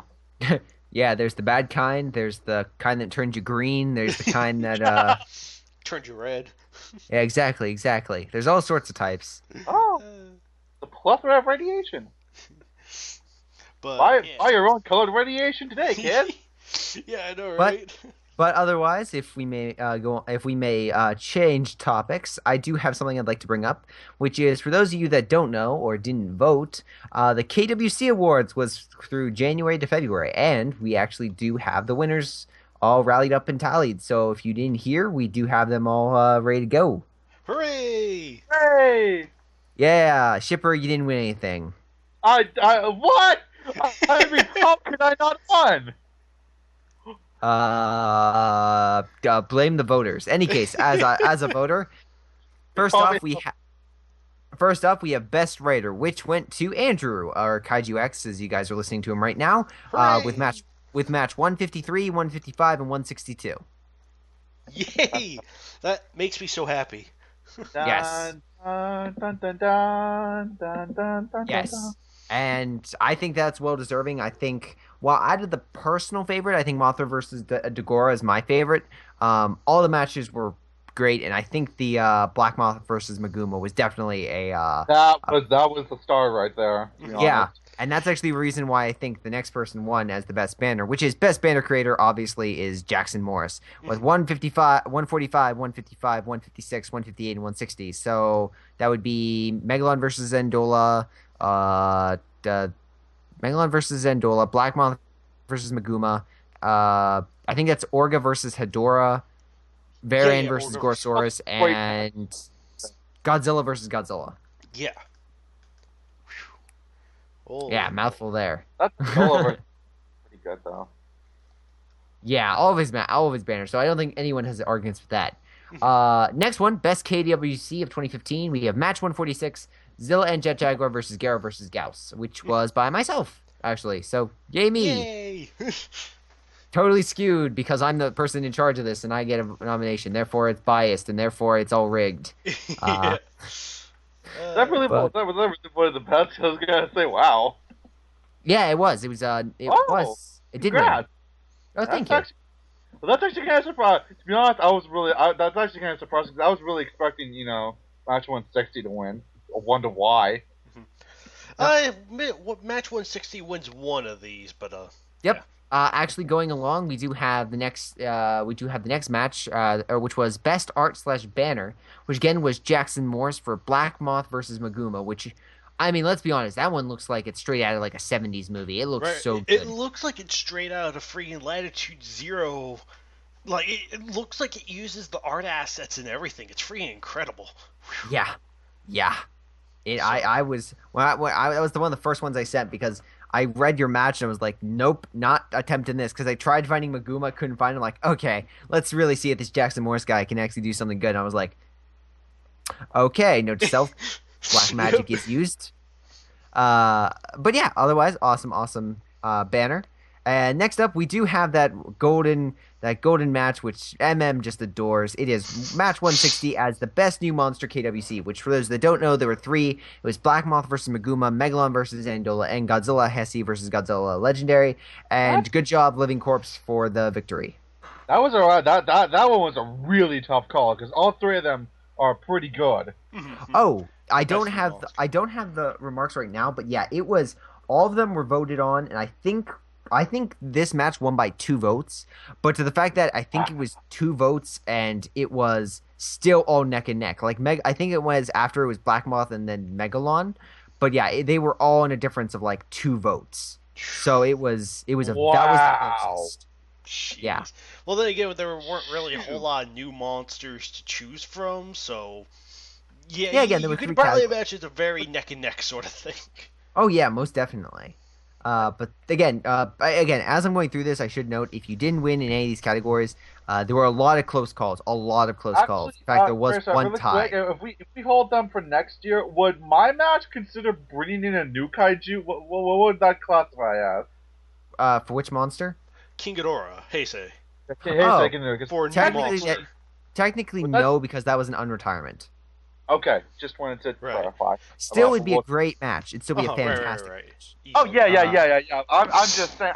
I'm just saying that would actually qualify in a category of bringing in a new monster.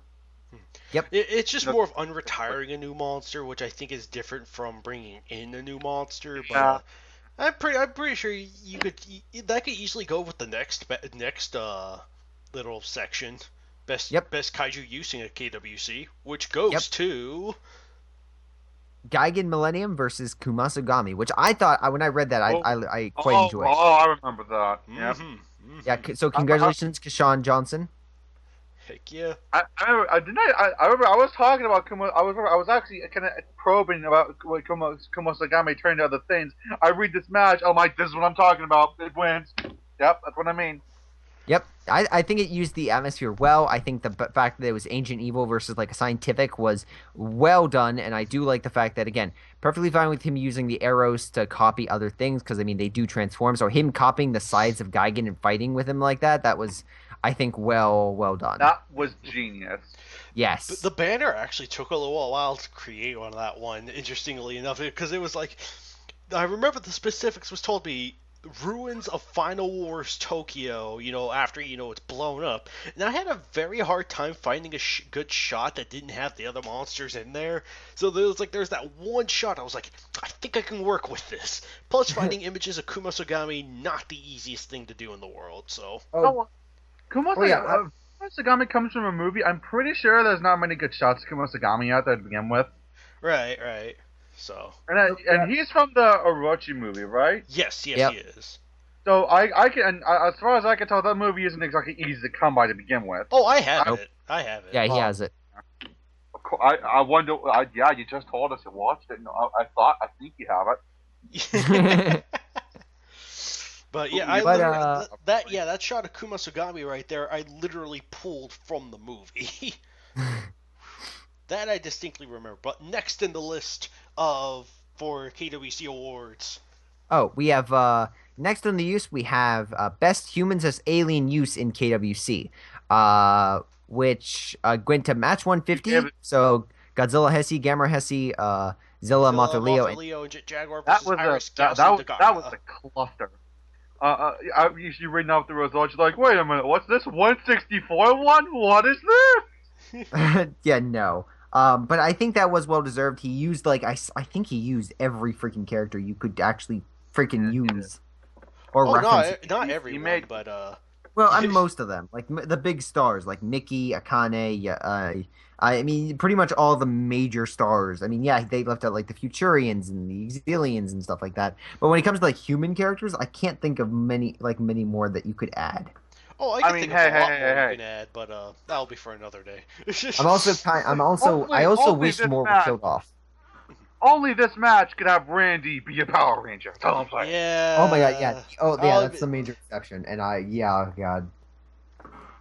Yeah. That's probably why it won. It was creative. You can't say it wasn't. No, and that's one thing I definitely adhered. Like I like the match, and I like what he did with Nick and Audrey. The one thing I'll note about though was I didn't like that it wasn't shown in a match. So I wish that would have been explored a little bit more because it kind of felt like pre-established beforehand. Yeah, exactly. If she would have died like the end of Zilla and Orga, I think that would have been a much better setup because it just felt like, wait, what happened? Like I didn't like that. Which is kind of something I worked on with my match. But on the same note, the other note I have is I currently enjoy far more writing like the villains and stuff. And sadly, Iris as the villain in this I think was a little too powerful, and there was not enough setup. At least that's for me. I think Iris was perfectly fine because I believe he was already linked with the human host. And the thing is, with like the Gamera monsters, at least between Gamera and Iris, they get empowered when connected to a host. And the thing is, what we see in the film is that the two haven't made a full fusion. So yeah. Imagine Iris at his maximum potential. Heck, I loved the way beginning with Heisei Godzilla, all being shriveled up and all that. I was like, whoa, frick. Yeah, and then him just destroying Degarla in like one move, basically. Oh, yeah. I would actually like to say I think people are a little antsy about including non-kaiju, if it's in the match, including like it maybe like a character that we know, people dying. I am planning on eventually offering Minya in a match. I am planning that. I just need to find the good setup for it though. I mean, fair enough. Well, I mean, okay, you gotta be fair. Minya has been hailed as untouchable. Somehow he survived everything. I think it'd be a really great setup if that's how Godzilla finally gets really into the fight. His son died. His second son. Ooh. Well, first son. Second. I'm gonna say Will it be second for context of this match? I will say second for the context of the match because I do not believe Minya should be that small if Junior's already that big. Okay, right, gotcha. So his second born is dead, and Godzilla just rampages. Ooh. I'm just trying to find the right context, which monsters I want to put in. I'm debating whether or not I should put Junior in there to be mad with it, like the few times Junior really gets angry like his father. Oh, right. I'm brainstorming ideas on what monsters to actually. Good. Anyways, continue. Continuing on, so we only have two categories left, and the next one was actually a tie. It was Best KWC Story. Match 145 was tied with Match 146, so Megalon versus Zandola by Josh, so congratulations, MM. And then we had Match 146, Zilla and Jet Jaguar versus Gara versus Gauts by myself. So I think both are good in examples of great stories, one featuring a kaiju, one featuring people, and yeah, I really can't argue with either one of them. I'm also glad that my eye was listed on this. Zandola was actually really good. I really enjoyed reading that one. And I'm excited for the next match. The Megalon versus Undola match, I think, is really unique because it actually uses Cetopia and the Cetopians in a more positive light, I think. Oh, right. Yeah, Yeah, the only no, other really don't- time I think Cetopia was ever used was the match 96, I think, Ultraman versus Megalon. I think that Yep. was the only other time we've ever seen Cetopia being used. So to see it again, it's really nice. So, Don't they go to Easter Island too, which is a pretty nice visual, come to think about it? Don't they go to Easter Island? yeah, the very end. And I actually, for that matter, I've also read the sequel that I've already sent over. So, yeah, that one was also a really good read. That's all I could say. Yeah. Otherwise, again, I think the other note is 146. I think I think it's simplest. I think the simplistic type of match, and I tried to have it set up like a mystery kind of way with how it was created. So, with how like the Garen, Gallus, and how they were both connected. So I think that is what led it to be as it is. Which actually reminds me, I need to get Anthony to maybe for the next KWCC inform me what the most clicked on matches were That'd be for neat. last year. Yeah, that I need to ask him about that because we saw it at one point, but I want to see like for 2016. Oh, But in any case, we had the most original match of 2015 or most original KWC, and that one goes to match 148, which is Gorosaurus versus Destroyer, which I would agree with. Which used no, you Yeah, disagree? Yeah. No, I Oh, do yes. agree. Oh, okay, yeah. Yeah, I yeah, mean, no, like, every that. form. Yeah, I'm not gonna lie. The idea of actually like finally having a match, it kind of ties in with our Dagor talk of earlier, how you could fight anyone. You can kind of do the same with Destroyer, but because he has all these different forms to go from, it was actually really cool to see a match that predominantly focused on Gorosaurus fighting one of Destroyer's lesser forms. That was really cool. Yep, nope, completely agree. And I do like the fact that you think Gorosaurus might have a chance, and he's just no, he Right, never right, had a right. chance. Yeah, he just gets wrecked at the end when the Destroyers kind of like merge together and become the final form. It's like, ah, frick, he's screwed. Yeah. That brings another point. Can we have like destroy aggregate, but can we have that not be part of the main swarm? Like say if a destroyer aggregate fights into the monster while the rest of the swarm is another thing, if that destroyer loses, can we call that a match? Just really quick. I'm sorry, repeat. Sorry, so basically Repeat a that whole bunch of again? aggregates are fighting? Yeah, it's not, if an aggregate, aggregate two, separately aggregates are fighting, and or one aggregate, but the rest of the swarm is off somewhere else. Obviously, there's not just one aggregate, right? Mm-hmm. And that aggregate loses that specific match. Would that be a loss? Yeah, If I'd say it's so. just the okay, just making sure. Because if the other one leaves the area, I mean, we've had monsters fall unconscious, leave the battle, run away. So yeah, if the monster's not there at the end of the match, then yeah, it's considered the other one's considered a winner. Oh, I want to apologize for my creative liberties using Mecha King Ghidorah's teleportation. I think that's fine for Well- wait. For which Well, no, one? I'm actually perfectly fine because he has the thing inside of him. So why can't he teleport himself? Yep. He did. That was the thing that he was. I remember if I remember correctly, they built it, then they teleported back. Yeah, and they teleported there. So it's like, yeah, that's what they did in the freaking film. So it's like, oh, it wasn't canon. What? It's Well, like, technically, he time traveled in the film, but whatever. Yeah, that was. yeah, this it was the shows it other- can be used on itself. Right. Because the I thing just- is, actually, this is actually another thing with Mecha King Ghidorah that's technically going to be added, but due to some things I've been pestering Grayshot over, it'll be a while. But yeah, thing is, technically speaking, with additions to the ice spray and the tractor beam, you can technically allow Mecha King Ghidorah to time travel and teleport. Well, I feel I always thought was just assumed with his abilities. Right. Because the thing is, the kids, the vehicle, the small jet thing, the VTOL jet thing, has the ability to time travel and teleport, and that thing is inside Mecha King Ghidorah. Yeah. Actually, what I really think, I really just thought of this. I'm kind of ashamed. I just thought of it just now. People really don't need to have when people think of Mecha King Ghidorah, they're obviously like he must be in a match with King Ghidorah, right? Mhm. I don't think people realize that technically you don't gotta do that. All we know is that in the future, Mecha King Ghidorah was built. Because it's time travel, however, we can have Mecha King Ghidorah fight monsters other than Godzilla in the future, and then travel back in time. It doesn't have to automatically mean he travels back in time. Technically speaking, we could have that. Because there's technically an unlimited amount of time between him being built and him going back in time. Right? Yeah, you're right. You're right on that note. So we could technically have. So by that logic, Mecha King Ghidorah does not have to be in a match with King Ghidorah in order for him to be in a match. Why did I not just? Why did I? I'm really ashamed of myself because I didn't think of this sooner. It's all right. It's all right. Your match came out fantastic the way it was. So True.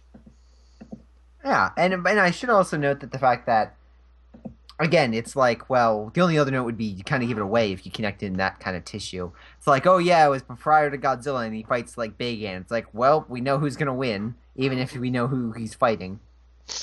it depends on how you work in time travel too. Like, from the way the Toho films seem to work, there's this loose form of predestination paradox that happens.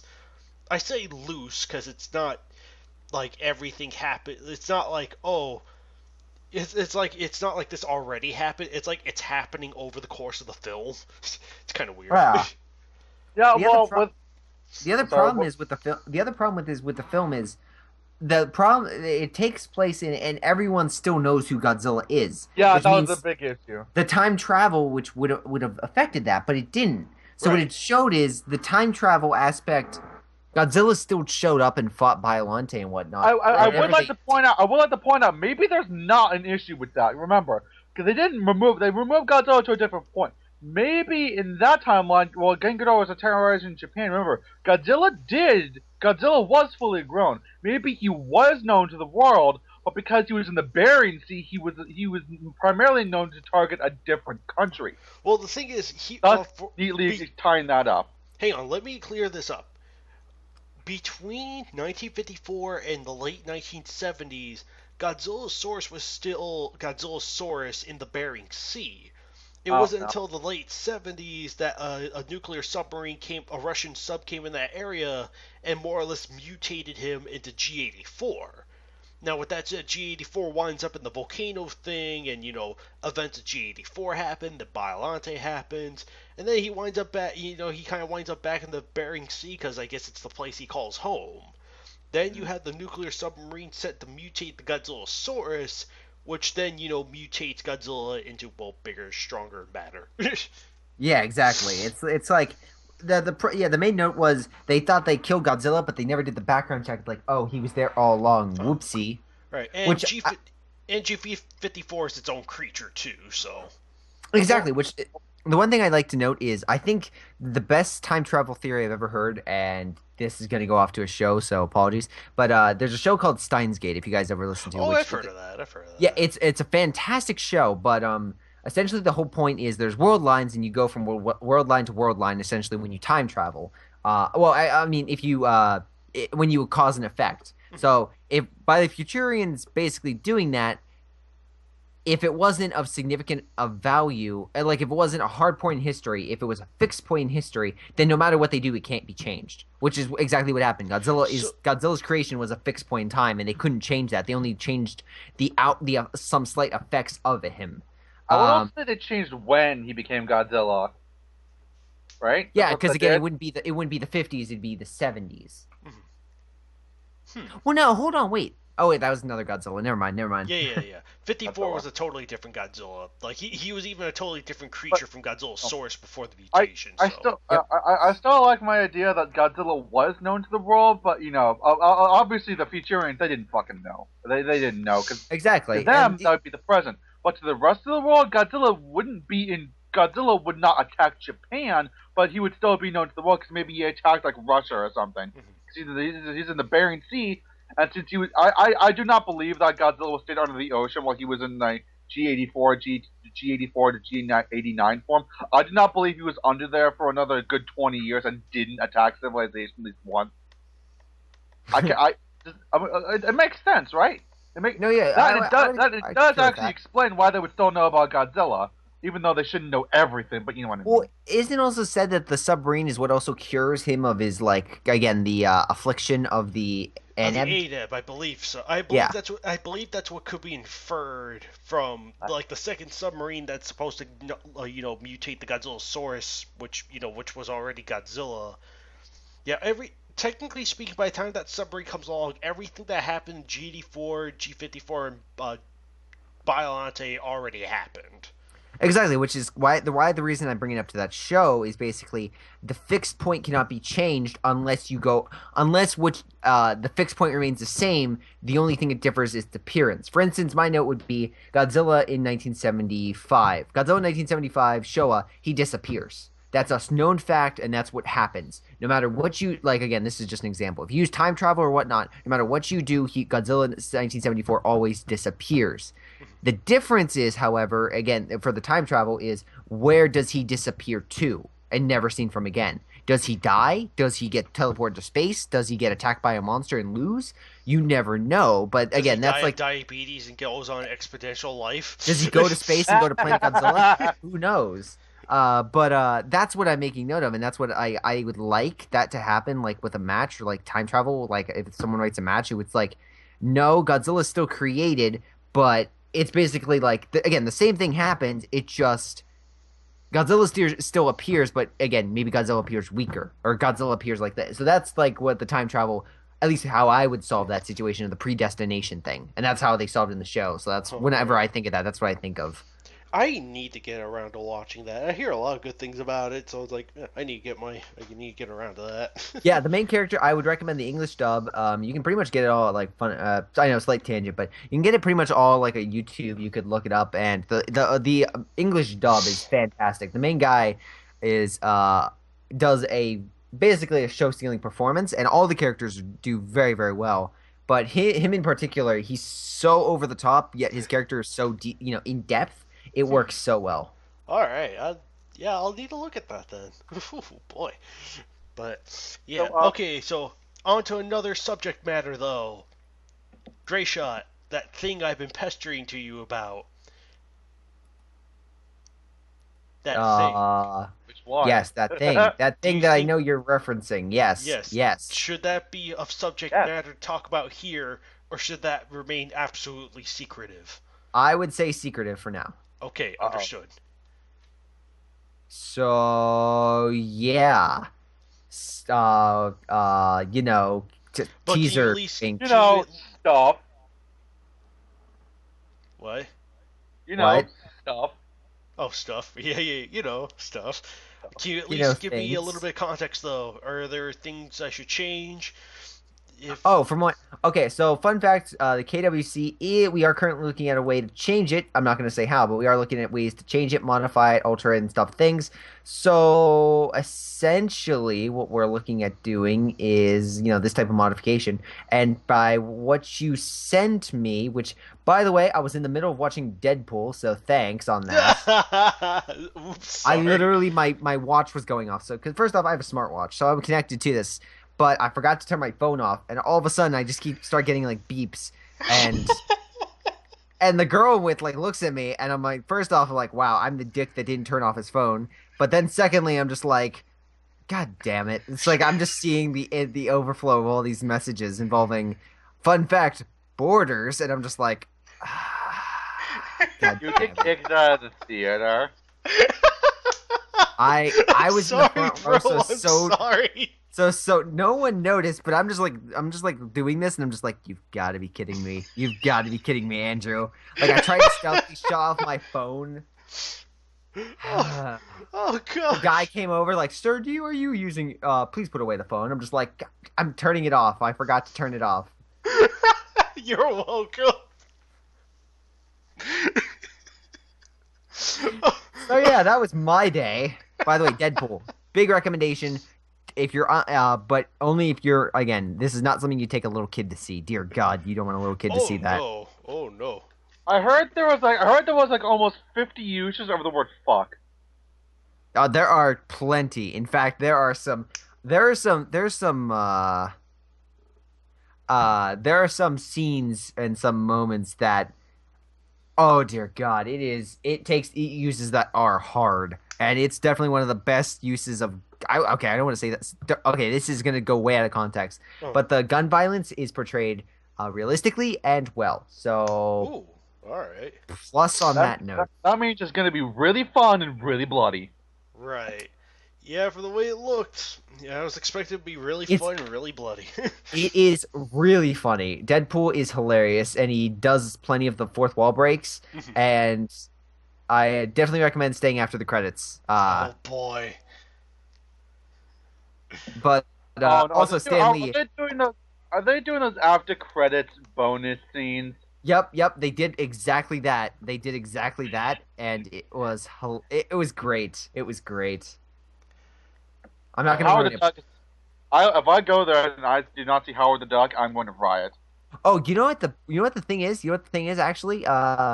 This isn't spoils or anything, but Colossus and obviously the girl are in there. And I just want to note, what you think of a Russian, you would not think of Colossus in this movie, which is perfect. He is perfect in this movie. Good. I'm glad they remember Colossus is Russian, by the way. I'm glad they remembered that. He's also from the comics. He's also someone that lives on a farm and is very I wouldn't want to say proper, but he's very Respectful. exactly. And oh my God, it works so well in the movie. Oh, It's almost as well as like It's almost work as Batista in Guardians of the Galaxy. Like I would consider it like up there. But yeah. I as a wrestling fan, I still laugh whenever I hear Batista in an acting role. I still laugh. Hey, it worked, man. Right. But great shot. That thing I sent you while interrupting the movie. Looking at it now, perfectly fine. Yeah, perfectly fine on the images. Yeah, perfectly fine with the quote unquote the pictures you have, the multiple pictures that you sent along with that profile. I'm perfectly fine with it. The only note I would have is, what about row 2 number 4? Row 2 number. I would say if you could just get rid of that one. Just again, he is technically used, but I would prefer again the skins wise be used. If you know what I mean. Right. Because technically, number 4 is different from, like, number 2 and number 3 look the same, but aren't. So I figured adding number 4 would help differentiate from the others. So that would at least be 3 in row 2.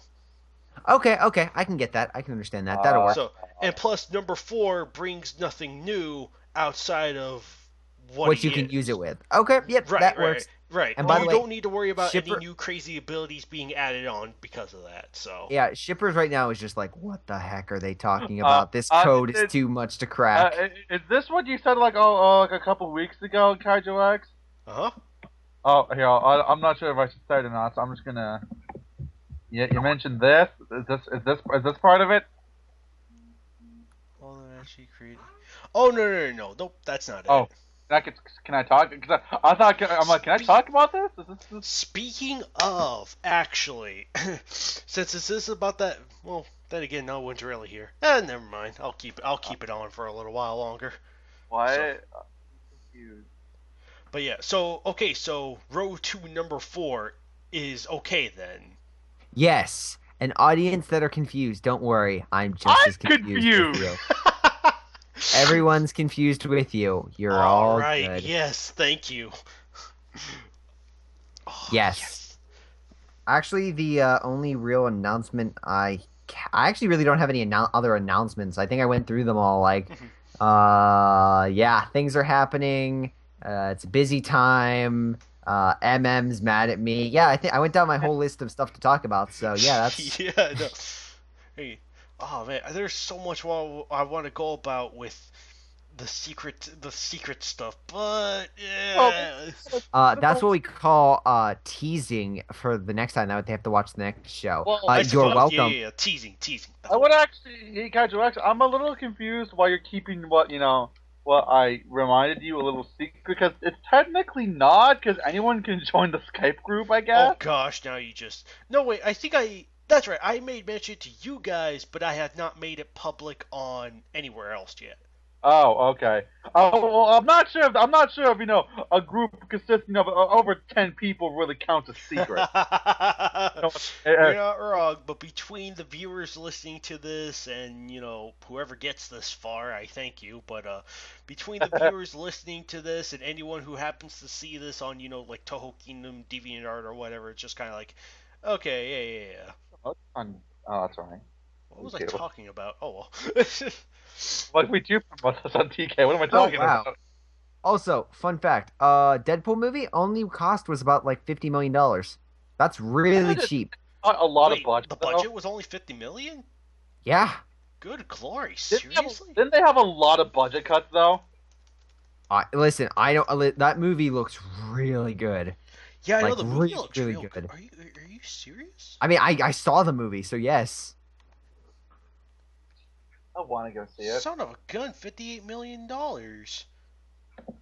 Oh, by the way, guys, a fun fact about number 165. It was posted on my birthday. Oh. Yeah, not even joking. Denied. I don't get a birthday denied. Actually, it was I came back this weekend. So for those that you don't know, if I sound different, I'm actually at my I'm back home. I'm at my permanent residence. I essentially came back because it's my sister's birthday, and I wanted to celebrate with both of them for their birthday. The only problem is both of them were gone. Well, one was gone and one was here, but is a teenager, so she's like, nope, just did not care for it at all. So I don't want to hang out with my doofy older brother. Jeez. Oh yeah, and the older sister was just. My older sister's also a nurse, so she was like, "Yeah, I'm in the ER." So yeah, I was just like, "Why are you calling me? People are dying." Click. Yeah, which actually a fun fact. Both my sisters difference of age of 12 years, both born on the same day.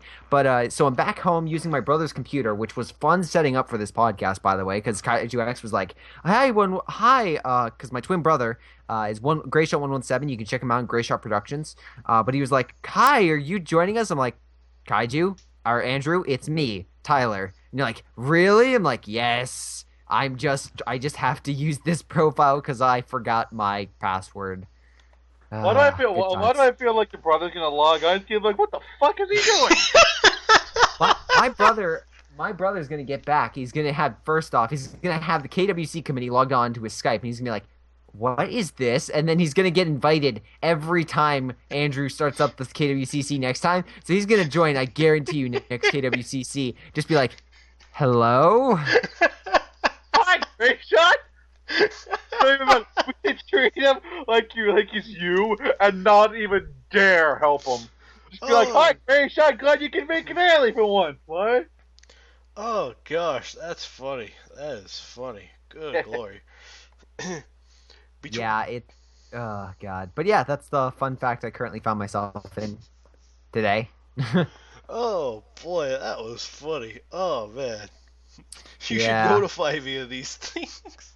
Well, notably the Deadpool thing. Deadpool. With the Deadpool thing, I was like, the guy's right there. God dang it, Andrew. You're just like screaming at your watch. No, Andrew, why? Yeah. The girl I went with, like, her name's Hannah. She's just looking at like, what are you doing? I'm just like looking at my watch, which keeps like buzzing. I'm just like, God damn it. So I literally like got my coat, like I like put it over so that way it dampen it wouldn't dampen like the ringing, but dampen the light. And I just went to my phone, like, I just have to hit the airplane button. 3 buttons. That's all I have to hit. And the guy noticed me. Oh boy, that's funny, but KaijuX, ruining movies for Great Shots since forever. Yeah, ruining movies that also involve Deadpool, thank you. He's gonna find you. He breaks the fourth wall. And you were with a lady friend too. Oh Yeah. gosh, that's Actually- embarrassing. She was on the Toho Kingdom podcast. Really? Yeah, she was on there for a brief period. She was used as an outside. She was on there for like 20 minutes and then she had to go. But it was for the discussion of Godzilla 2014. She was on there to provide a non-Toho Kingdom related, basically like average type of person experience. Oh. You have a podcast? Yeah, I was on the Toho Kingdom podcast. I was with Noah and Dylan. Oh yeah, the Toho Kingdom podcast. I want to go I with never listened to those. Wow. Time I'm hearing about this. But yeah, she was. That was the person on there. She saw it twice. But yeah, that was that reference. And then, God, that was a long time ago. And then I got. Last one was March 4th, 2015. Oh my. Yeah, they basically went under. They're coming back though. I told them I'd be happy if they ever needed a guest to come back on. But yeah, they should be. I'm hoping they come back because I think the podcast was definitely something good. It didn't get that many views. I mean, I think we are doing fantastic when it comes to views. Let me tell you guys. But no. I think it was. I think it's a. Trying to say how to word this. I think we're doing a good job here, and I think they'll do a good job there. So let's just everyone keep up doing great things, shall we? And not, admit that we might not have watched a podcast that was part of Toho Kingdom. From the guy that basically is our boss. We should have the Toho Kingdom podcast guys come onto our podcast. That'd be great. Be like, hey guys, have you read any of the KWCs? No? Great! Yeah, I know, right? Actually, my favorite experience on the Toho Kingdom podcast was when we were going over Cloverfield, which was like just analysis. It wasn't nicely during the film. It was like years later. And Dylan accidentally left the site open. And fun fact, if you leave the site open, the background, the monster roars at like 8 minutes or something like that, like after so long. So the monster roared, and he had his volume on max to hear us. So the monster roared. And he thought, like, his washing machine or something exploded. Or, like, so he literally, like, guys, I gotta go. He's like, guys, did you hear that? And we're like, no. And then he's like, gotta go. And he just started running around his apartment, like, running around. Apparently there was someone else there. He was like, did you hear that? And the person in there was just like, no. They kept running around until he realized, oh, wait, it was the site. And immediately, me and Noah are just dying of laughter. Like, yeah, he had the site open. Oh my goodness, that's great! That is Yeah, great. fun times. Did you guys hear about the new Cloverfield movie? Yes. Yeah, we talked about that last time. I know. Yes, 10 Cloverfield Now Lane. we They now actually we just get released more a trailer, though, Super Bowl, and it did show off kind of the monster. Kind of. Or at least a much stronger indication that there will be monsters in this. Or Which, a yes. which monster. honestly believe I didn't realize last week was Super Bowl Sunday until by accident I was on Tumblr and I saw an ad. I was like, oh, it's a Super Bowl. I didn't know that. This is how much I don't sport. I literally don't know when the Super Bowl is anymore. I just know that, hey, all the thing I know is WrestleMania is next April. That's all I know. And fun fact, Godzilla Legendary is showing up with the suplex maneuver. Dun, dun, dun, dun. Godzilla! Godzilla. Oh. And a God. spit swapping kaiju match. Oh, Yeah. boy, that's Yeah, fun. that's. Dear God, the moment that WWE gets its hands on Godzilla, I just no. The moment TK shuts down is when you have to put the WWE logo in the corner. I'm getting the shotgun and I'm taking out back myself. No. I'm just imagining reaching the head like, tonight I have a special guest, and he's the king of the monsters, Godzilla! Okay, pal, you may be the king of the monsters, but you're in my reign. Oh, good. Godzilla, you're fired! Oh, good glory.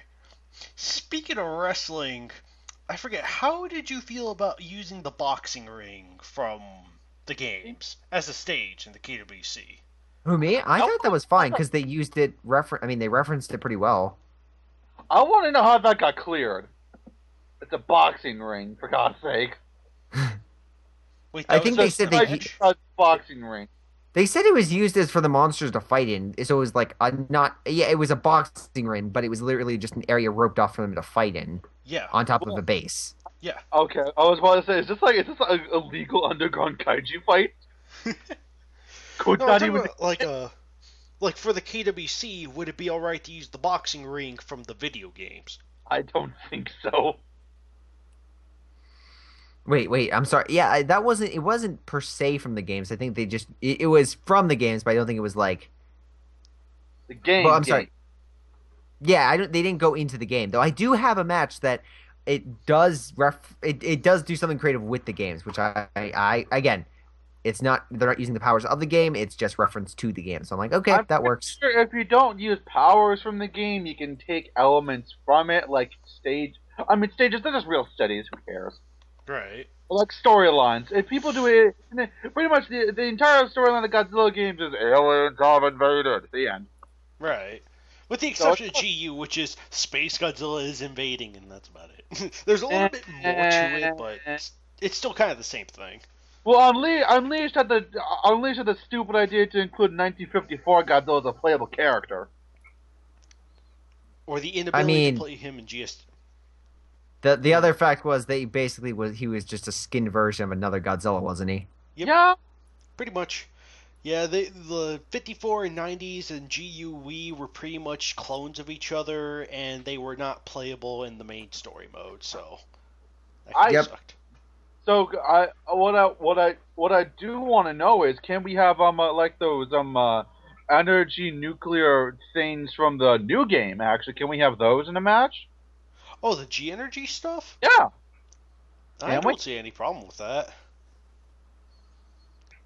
Heck, I remembered originally they were meant to be like radiation things, but due to something that happened in Japan recently, like it wasn't Fukushima, it was something else that happened a little while later. That was like, oh, we can't really use radiation. Okay, G energy. So that's what they called it. Yeah, that's what G energy. Okay. Yeah, I give looking back on it now. Oh, sorry. Continue.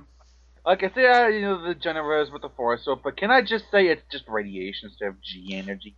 Oh, yeah, you totally replaced G energy with radiation. That's fine. I would have done the same thing anyway, so. Yeah, G same. energy. I'm not asking if I can have Burning Godzilla do the hilarious jumping thing. Oh, no. Story. As hilarious as that imagery is. Yeah, it's hilarious, but I'm not gonna have my Burning Godzilla start dancing around like he's on Planet X. I'm just asking if I can use the G energy generators in the force fields from games. Yeah, that's fine. Okay. Yeah. Thank you, Gray Shot. You're welcome. Any case, I believe we actually hit our 2-hour mark. Shockingly, yeah, we're three pretty much people. at our 2-hour mark. So, do we have any? Hour and a half.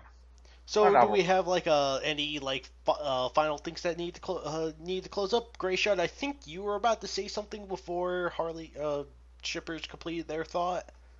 Oh no, I was just gonna say basically, I think we got through everything. We got both KWC matches, KWCC. People yelled at me, so I think this has been a very productive match, or very productive show today. What a match we had, folks! What a match! Yeah. Dun, dun, dun, dun. Godzilla! Oh boy. Oh boy. Well, I'm kind of surprised we managed to pull through to the 2-hour mark, because I was worried. I was like, oh boy, we're not going to have much to talk about, are we? Oh, no, trust me. If I'm here, there's always going to be something I can bring up. Yes. And I am not very good at talking the English language, so as long as you and Grayshot are here, I think I'm fine.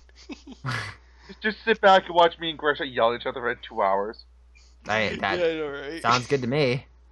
Oh boy. Well, oh boy. Died. Well, anyway, I think I think that'll just about do it. So, all right. Take care, everyone. Have a good one. See you guys next time. Yep, we'll see you all next time. So, Until further notice, happy Singles Day, or for you who have couples, happy Valentine's Day. Give me all your chocolate!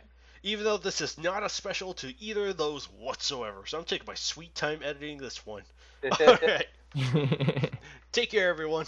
Bye. Yep, see you guys later. Bye.